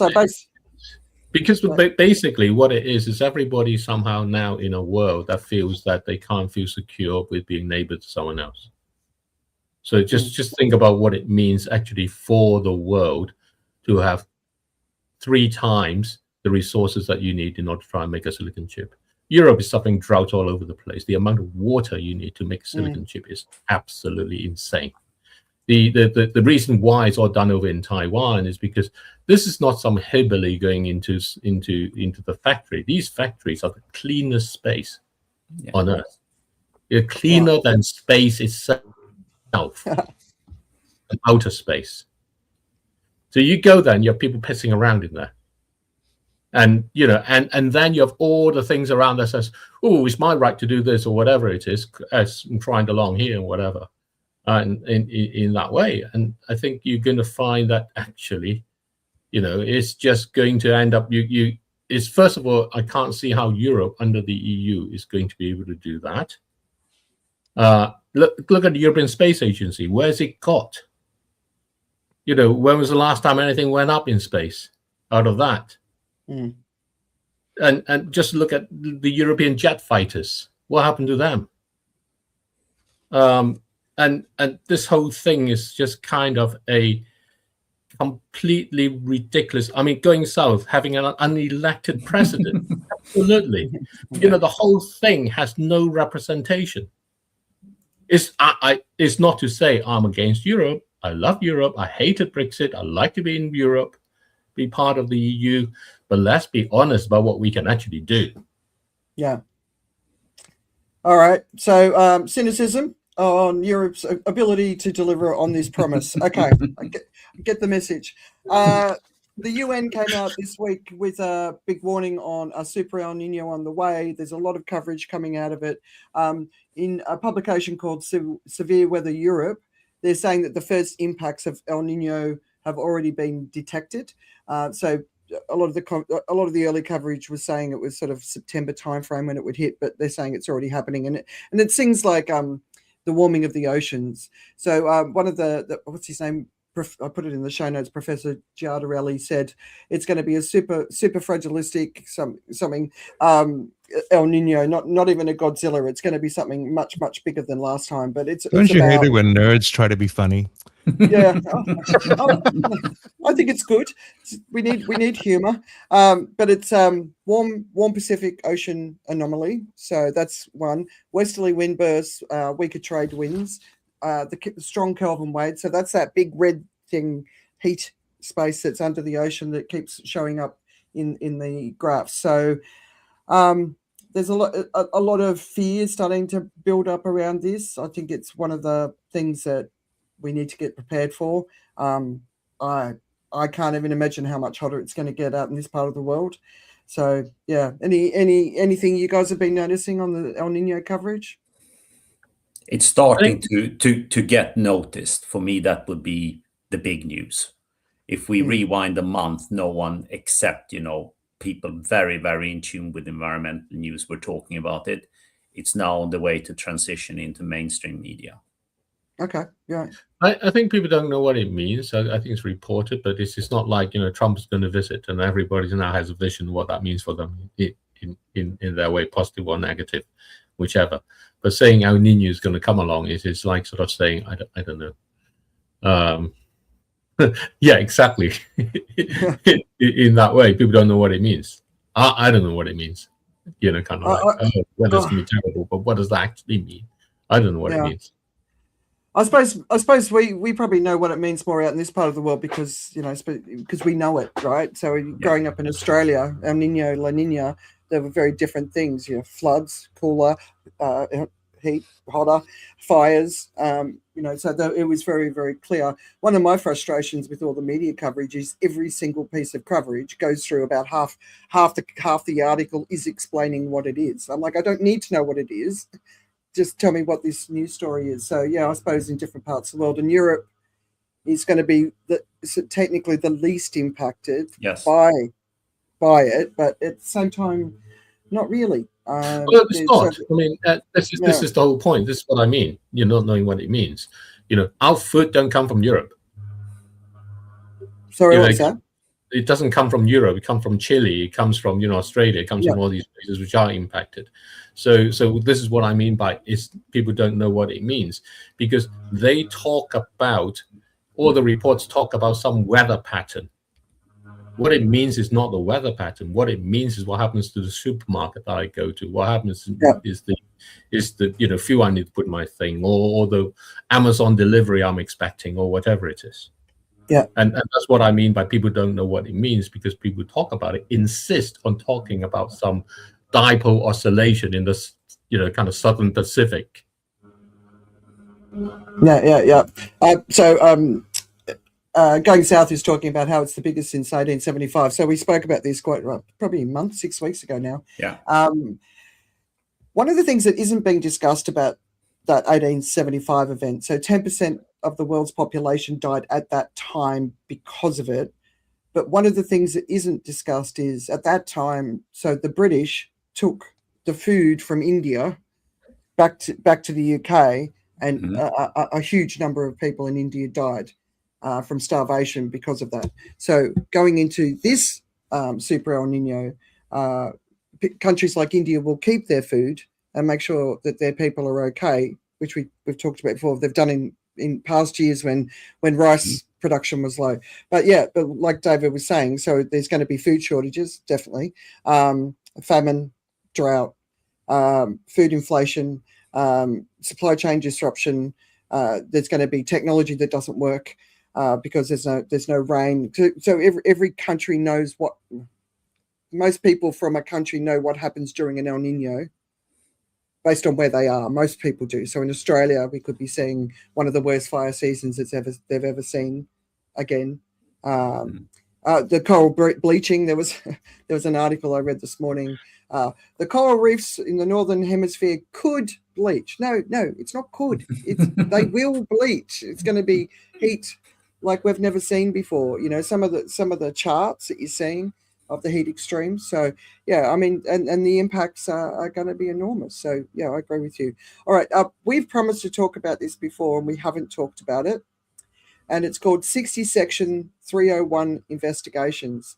And I'm going to hand it to Richard and David to talk about this. But oh, thank goodness. The investigations are in, and Singapore's been put on the list as one of the countries that has not fulfilled its obligations. There's Canada, Ecuador, the European Union, Indonesia, Mexico, and Pakistan are all also on the list. So basically 60 countries. And to me, it's just a legal way of Trump being able to do his tariffs. So, because I'm sure they don't fulfill those obligations either. All right, who wants to go, David? I think you've said it. Yeah, right. You summed it really nicely. Okay. If there ever was a BS story. Can we do the El Nino thing and let me know what it is? With the 60 Section 301 investigations?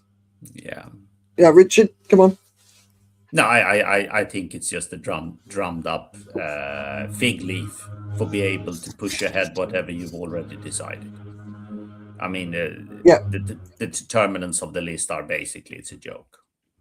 Because you have no ability to actually delve down and find the real truth, if there is such a thing as a real truth. It's just let me compile a list to justify what I'm going to do anyway. But what it does is it allows the US to take action over trade and over over currency and so on. It allows them to then go on and actually kind of it's not a sanctioning of a country in the sense it's impose fines. In different forms on a country. So US always holds that as kind of like a weapon of last resort in a sense, because it then allows them a lot of room in terms of how they can impose financial punishment. Okay. Can I just pretend I don't know what's going on? So I'm going to tell you. So they've done this. They put out a notification. It was quite some time ago, saying that they were going to do this assessment. So basically, they've come up with the response. So if you have an economy with some forced labor prohibition framework, so there's forced labor, so child workers or some sort of human suffering in it, you will be charged 10% duty and 12.5% duty for all the others that are lacking effective processes. So basically they went out and they sent out a notification to all these countries, we're going to be doing this. Then they've come back just in the last week and said 60 countries have got this labor. They're breaking the labor rules around the world, and because of that, it means that they can compete with America and produce lower value items because they're not taking care of the people who are producing the product. So, very bad way of explaining it, but you kind of get the point. Yeah, right. And, basically, saying unlike the coal mines in America. Yeah, and because there's none of that. America's not doing any of that anywhere in the world. So yeah, safest country in the world. Yeah, so basically, foreign producers use forced labor to keep costs artificially low, undercutting US producers who comply with labor standards. So that's kind of where it comes from. But the results just came out in the last week, and now all of the countries who've been put on the list have got an opportunity to respond. And a lot of the countries are saying, well, this is just completely unfair. So, but to me, it just seems like a legal way to get tariffs. Yeah, because the tariffs have been overturned by the Supreme Court. Yeah. The sort of crazy tariffs have been overturned by the Supreme Court. Trump's supposed to give money back, or the U.S. government's supposed to give money back to the I don't know, who have paid. The companies that got the tariffs levied on them effectively have sued in some cases, right? And so the big trouble right now is that if they're being pushed now to give refunds to those who didn't sue as well. So that's the big bill that's coming their way, which is going to cost the US quite a bit. And Trump believes that America can't be the world's consumer. Yeah. I mean, there's nothing wrong with the idea that, you can't have one country consuming everything other countries producing in the world in that way. But Section 301, I don't know when it was first signed into law, 1970s, I think. So it's quite old. Essentially allows the US to decide if another country is trading on unfair terms with it. And if it deems that it is trading on unfair terms with it, then it allows the US to take action by the way of imposing tariffs, restricting imports, and kind of tearing up trade agreements or whatever it is that it wants to do. Yeah. All right. So we're all clear as mustard on that one. Indeed. Excellent. All right. So if you're paying attention to the news, you'll be noticing that there's a lot of news around what's going on in Somalia. So one of the pieces in Global Voices is titled "Somalia Drought, Fuel Prices and Conflicts Heighten Famine Risk." So repeated failed rains. I mean, this is a population that is really, really suffering. Conflict and insecurity is obviously on the rise. The energy shock it's put the price of fuel up 150%, and you've got to remember a lot of the people there are incredibly poor. And then, of course, the funding, like USAID, has collapsed. It was they only got 20% of external funding, so it's 288 million versus 1.42 billion. So I always say to people, if you feel like you're having a bad day, you're lucky you're not in Somalia. But to me, like some of the articles that I'm seeing, it's on the road of a completely collapsed state, and and I think the other side of this is that Somalia is on the coast of Africa, just kind of below sort of Saudi Arabia and coming out of the Gulf of Hormuz, that sort of thing. So a lot of the ships, if they're going to try and go past it in that way, so the piracy is increasing. Because if your fuel's gone up in price and it's nothing else, you're going to use it in the way that makes the most money, and the way that makes the most money is go and hijack another ship. So we're going to find that piracy is increasing, and that's going to end up affecting everybody around. So, Somalia is not something that just happens out there, because a lot of big ships end up getting hijacked. Massive container ships can get hijacked as well. You just have little ones coming along. So it goes down to, it has kind of implications. And a few years back, almost a decade back, I think now, I think the UK and other navies had their navies patrolling that sort of part of Africa as an attempt to try to deal with that. But that was when UK had a navy. Yeah. Yeah. The UAE's in there too, right? The UAE's in there as well, getting up to no good. As in the piracy, or as in just no, in the country. Oh yeah. No, that's sort of a little bit behind closed doors. That one. There's a lot of stuff going on. Okay, so Russia war losses. They're starting to sort of report the numbers. I can't remember when it was. It was earlier this year when we were talking about how the Ukrainians basically have announced that they're just going to have to go out and kill a lot of Russians. And because it's the only way that they can see that they're going to win the war. A lot of the headlines are sort of talking about that Ukraine's definitely got the upper hand. Zelensky basically said Russian casualties increased to 145,000 this year, 86,000 killed, 59,000 seriously wounded. They're not able to replace the amount of troops. But the interesting thing is in 3 of the sort of the mainstream Russian media, the conversation is shifting where it's basically the message is it's time to get out. It's in the 5th year. Russia's not winning this war. They're not gaining new territory. Ukraine's developing new skills and they're selling those skills now. But I don't know. When will this be over? I think your last. Yeah. Yeah, Richard? No, go on. Go, Richard. I think you are very, very rapidly approaching a massive inflection point here. Yeah. Where things will go in 1 or 2 or 3 directions. It's abundantly clear that Putin and his sort of lackeys can no longer protect ordinary Russian citizens from the reality of this war.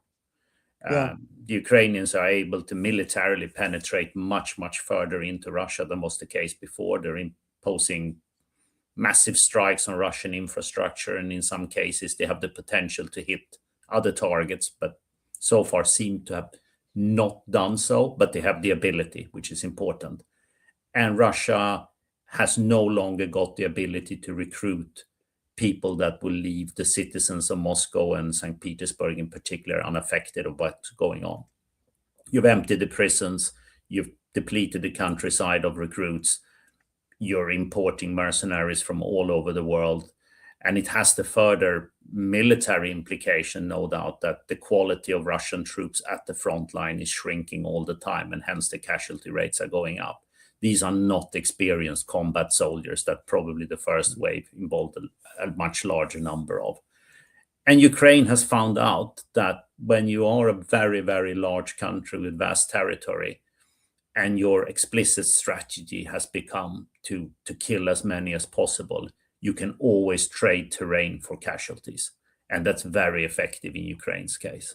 So for me, you are very, very, very close to this kind of Minsky moment where Russia will either decide to go all in, we will probably include new weapons and start hitting civilian targets, or they will find some kind of fig leaf for getting out of this absolute shit show. Yeah. And what Russia is capable of doing to finish this is, that's what's got everyone so alarmed, right? We don't know what it's capable of doing. David? Well, I mean, Russia, Afghanistan, Georgia, Chechnya, kind of the list of countries where it got into long, drawn-out conflicts that eventually sort of backed off and went home. So this is not necessarily different in that way. Why it keeps doing that, I'm not sure. I can't understand it in particular, but that tends to go on.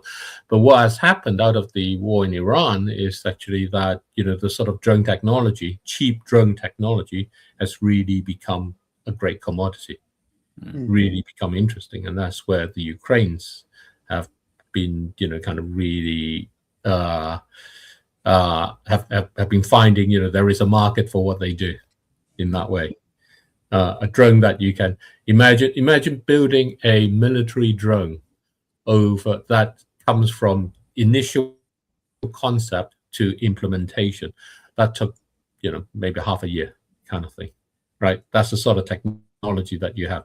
That ends up being extremely effective in dealing with these things. It's like the time when people were talking about how, you know, we got these amazing space weapons and you know, lasers that come out and stuff, and then these image of someone else going around with a spray can just kind of, you know, covering up where the laser comes out of, type thing. So where this goes to, I don't think it's going to go there, but you know, I'm usually I don't know what it is, but if Russia wants to push this on, I suspect it probably rather just back off. It does go into the next step, which is kind of the tactical nuclear weapons. Yeah. You know, that's the thing to do. It is also the thing for the US to do with Iran in that sense. You know, what Iran has done is drawn the US into effectively a guerrilla war that it never wanted. Yeah. And it is going to have a decisive closing, not a win, just a decisive closing that it can claim to whatever it is. It is it's the crescendo in a set of fireworks, something that can do that. Yeah. And so either way finishes it. I'm not sure you can talk of who wins or whatever it is, but it opens the door to kind of much worse conflicts as the next step of what we have. It's all a part of a sign of a time. It's not particularly hopeful or helpful. It does kind of go into whether you go back to the previous story of the superpower committing suicide, or whether there's a group of people who are actually. I don't think there's a group of people decisively planning this is what we want. I think there's a group of people going back to the SMART. I don't think they plan. I don't think they do that. Yeah. I think there's a group of people who are very happy to then go along, and as a gap opens up, typically, something happens, everybody goes, oh my God, what's going on? And then it kind of closes, gives you a chance to close as a reaction. What happens here is the gap closes up. They go, oh yeah, I can go in there. And they're very fast at getting in there. And so it can't close and just wedges it open wider and wider. And they can do that because they have a lot of money. They have a lot of kind of that connection from the money and all the rest of it. So, it's not a great path in that sense. It requires Russia, Putin to, at this point, to go along as it would in the sense of Trump, to sort of says, actually, you know what, I've got my election to fight. I'm not going to win it this way. Maybe that's not our mind. I don't know. We'll see. But if it is to close, if it's bringing it to a close, it is going. I see more chance of it being kind of like a great big massive blow up of something, or rather, then let's just pack up our bags and go home. Exactly. There's no ego in that way. Okay, let's move on to some more ridiculous politicians. So Australia's going through a bit of an interesting phase where Pauline Hanson, who what's her party? Anyway, she's this person. Is it still One Nation, or is it something else? Yeah. She's just so ridiculous to me. So the Batuta advocate, who I've just shared an article, sort of talked about the top 7 things that she's going to be able to achieve. And one of them is negotiating deals with our major Asia trade partners. So she's a complete racist. She's been racist since she started. She's the one that wore the full burqa into Parliament. She's ridiculous. Gina Reinhardt is obviously propping her up, because you got to go, if you're going to go far right, you got to go with Gina. I just the idea that that there's even a possibility, and where I grew up is the first place that this party won a seat just a few weeks ago, and I was like, oh, for God's sake. Anyway, we are at a stage in the world where we need the adults to step up and lead the countries of our nation.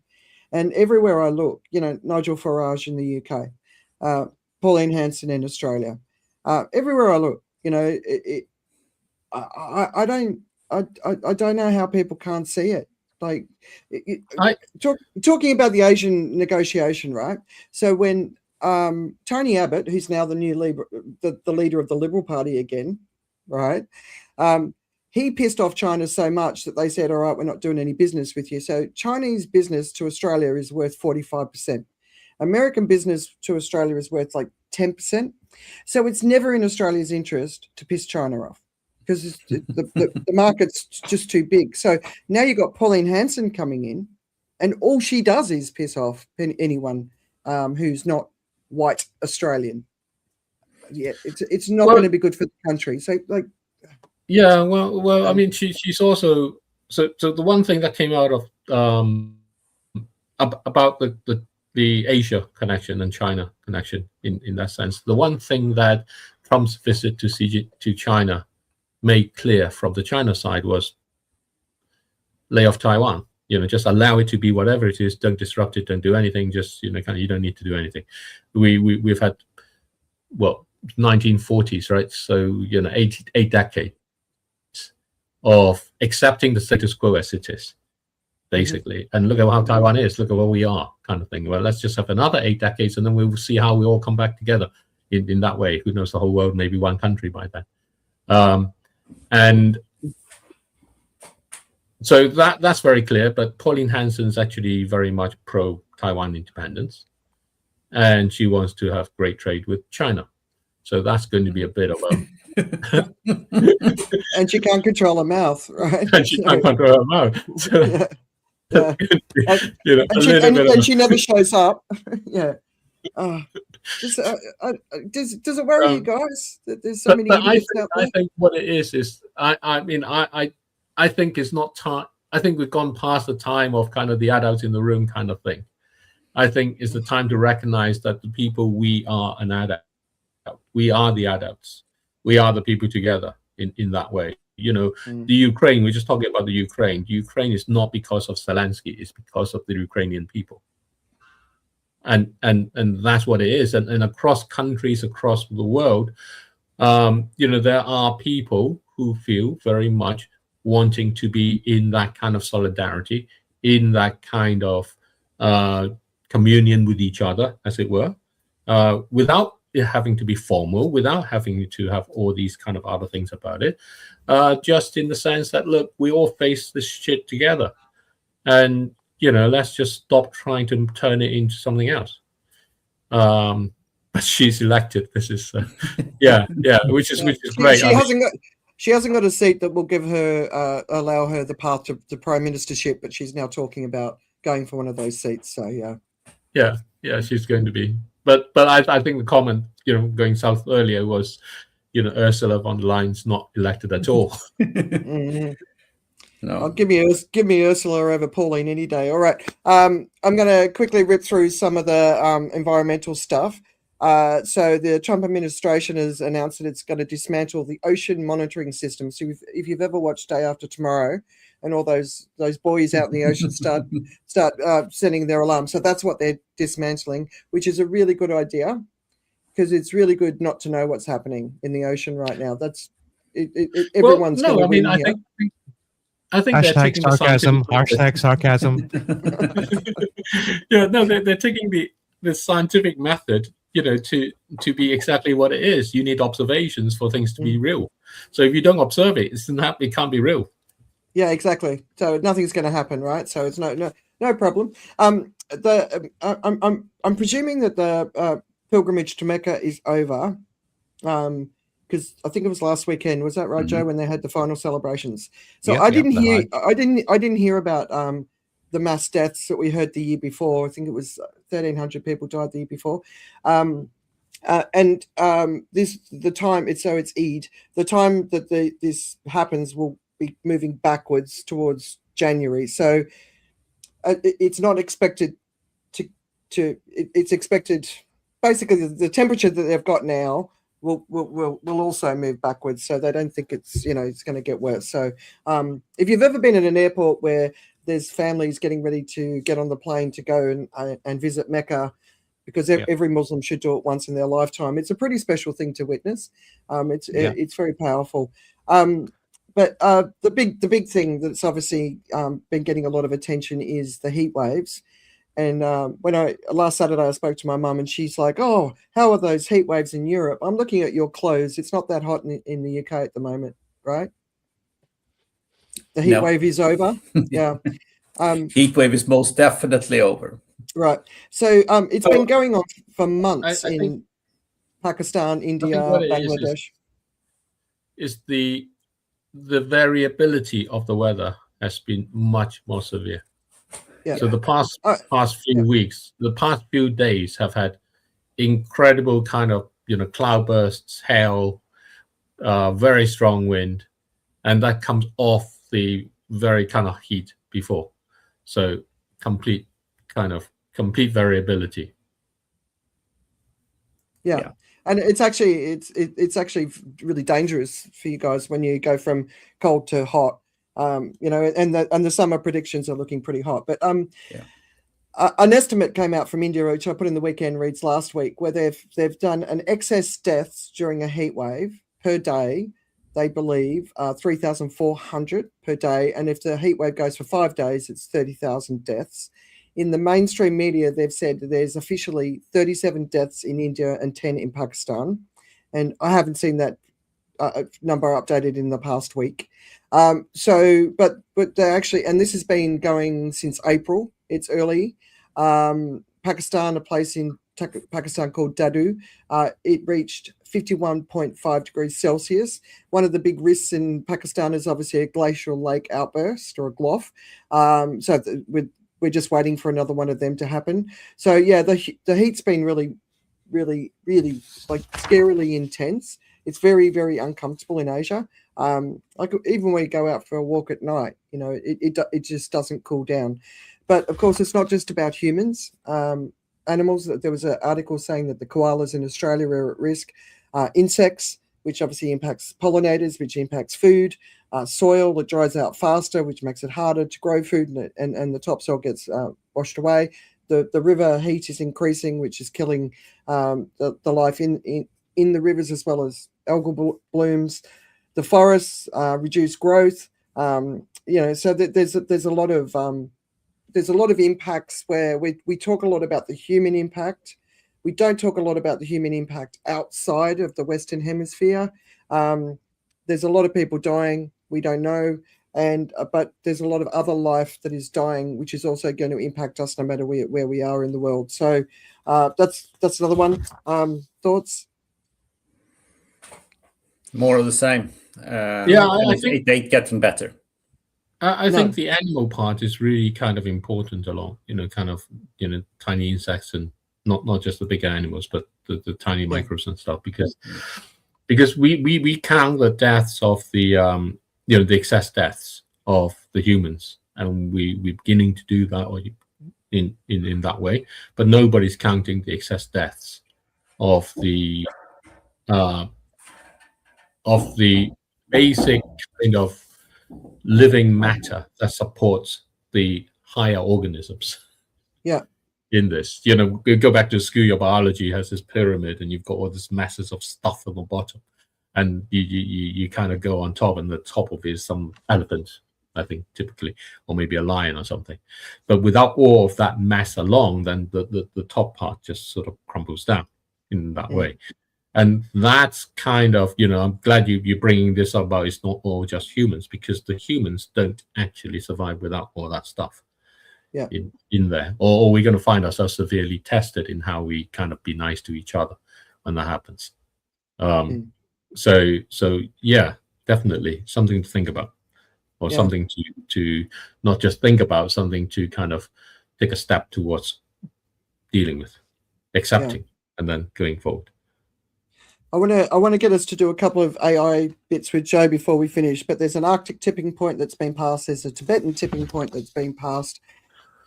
So it's all good news on the climate front. Yay! It's been super smart. We're doing everything we need to be doing. And it's okay. We're measuring it less, so it'll be fine. As long as we don't measure, it's not happening. All right, Joe, there's a guy called Rob Williams. It looks like a Jeff Bezos story. It's not. Who's trying to work out the brain's core algorithm to make AI more efficient and use less energy, which is kind of interesting. And he seems like a pretty interesting dude. But that might not be the story you want to talk about from an AI perspective. So what's got your attention?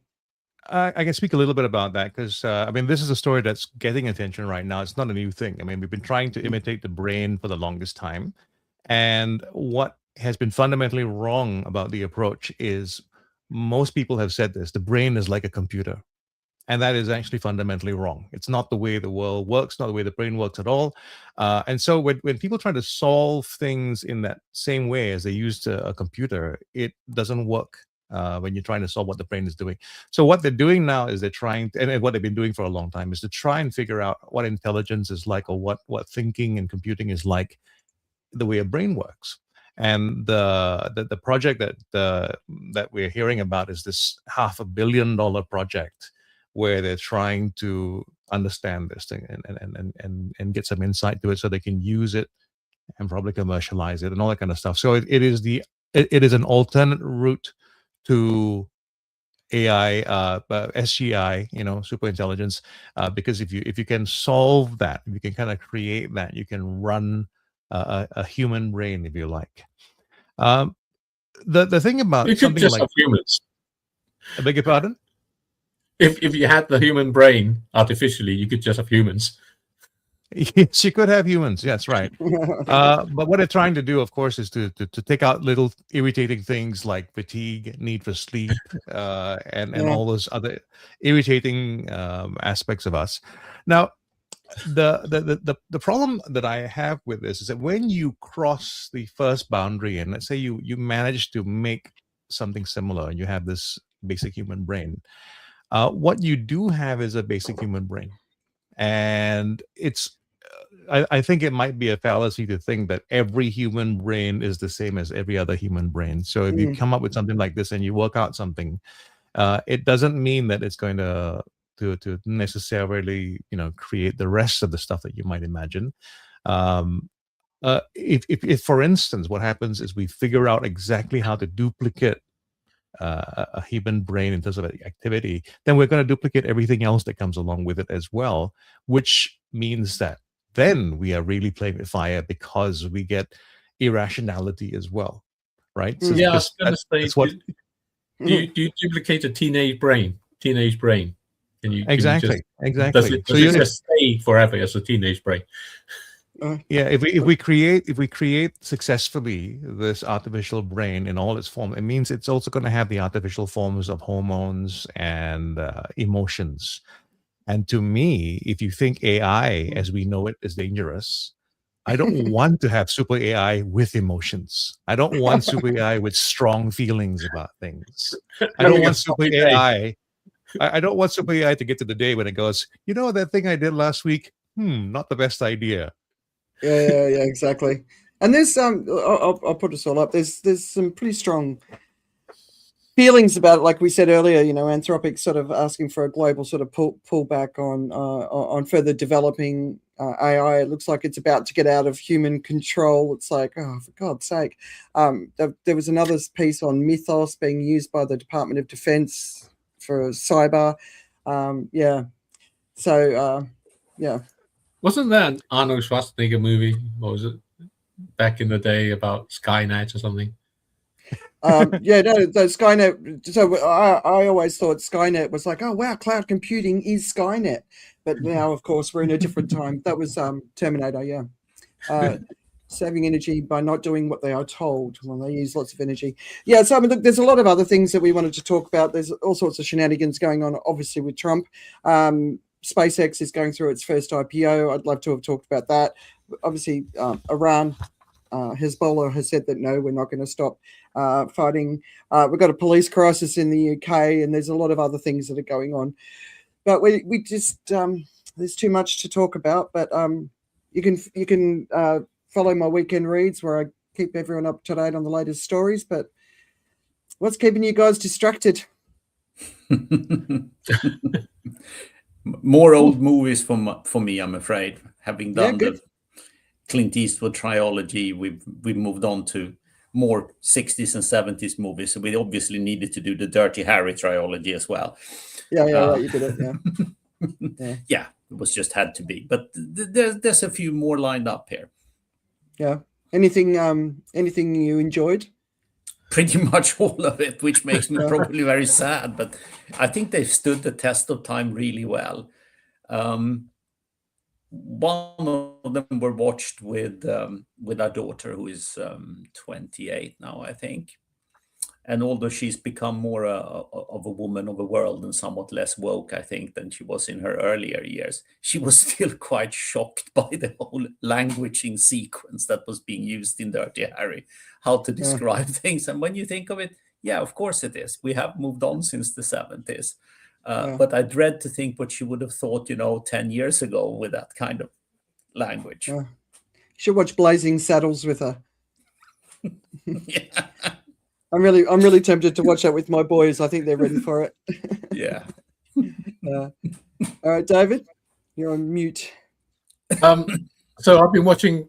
I think this goes back a little bit to Cindy's comments a bit earlier in that sense. So I've been watching this thing called Mindful Murder.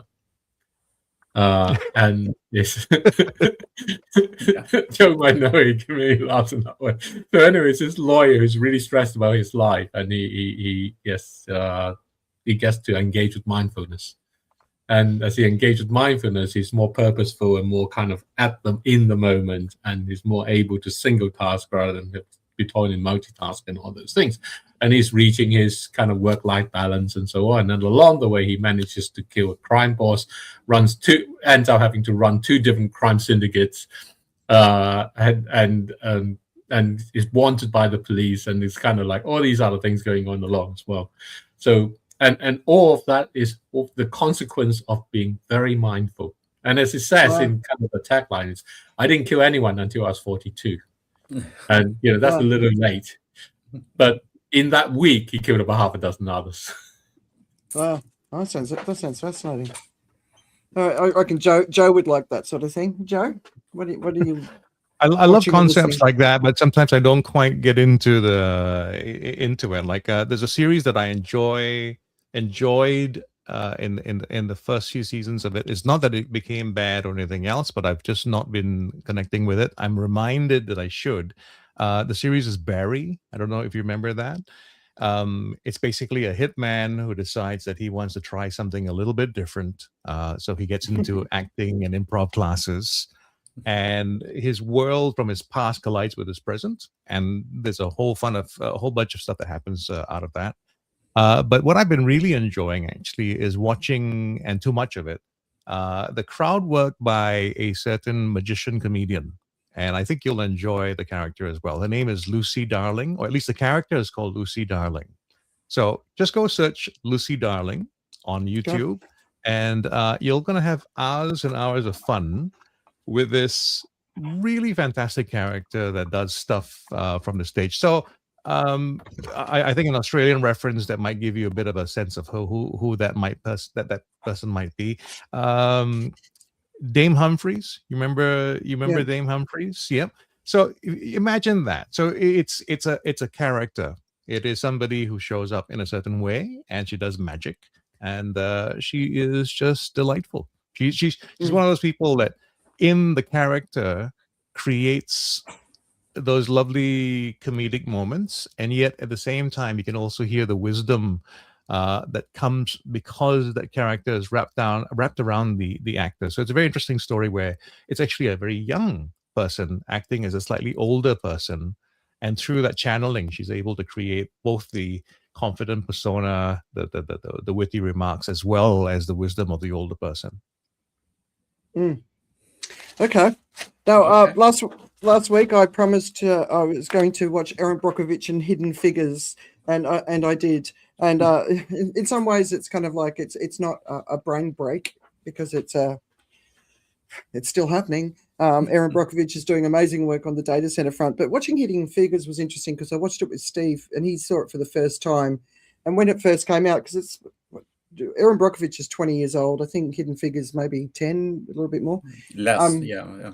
Less than 20, Everyone I know in the tech industry went and saw it. There was great excitement about watching the movie. But if it's been a while since you've watched it, I recommend watching it again because it's, one of the chapters I wrote in my book was about like when we hold people back for a reason, whether it's because it's a female or because they've got a sexual preference that isn't acceptable in society or whatever. But when we don't allow people to become all they're capable of being, everybody misses out. And when you watch it, I mean, this child genius is the person behind the reason America landed on the moon, and we're going back to that again. We're excluding people. We're not giving people. You hear the stories about what's going on in Afghanistan. What's happening to women in Afghanistan. Like when you hold women back, you hold everyone back. It's proved. It's in the data. It's in the economy. It's in every figure. So if it's been a while since you watched Hidden Figures, I think it might be a good time, because I'm looking at the anti-Muslim rhetoric that's rising around the world. Just racism in general. It doesn't serve us. It doesn't serve any of us. And they're the loudest voices, and we have to drown them out. So Hidden Figures wasn't the break I was hoping it was, but it was a good reminder. Well, it'll be a long time, I think, before you see that movie where they talk about the great Muslims behind mathematics and progress of science in general. I know, right? That's where it all did come from, right? Sorry, I'm laughing because that's where our numbers come from. Yeah, exactly. Yeah. Right. That's where our numbers come from. So it's kind of that's why I'm laughing. I know it's so stupid, right? We're so stupid. Anyway, there we go. Another week. On that cherry note. Yeah, I was saying that's where we're going to end this. We're so stupid. Well, we are so stupid. Oh gosh, think about AI brain. Yeah. But Cindy might recommend be stupid and know it. Yeah, exactly. As long as you know it, it's all right. It's all right. That's another BS, by the way. Be stupid. There you go. Yeah. But I like to be stupid. I enjoy it. All right. We'll see you guys next week. Indeed. All right. Thank you very much, everyone. Have a good weekend.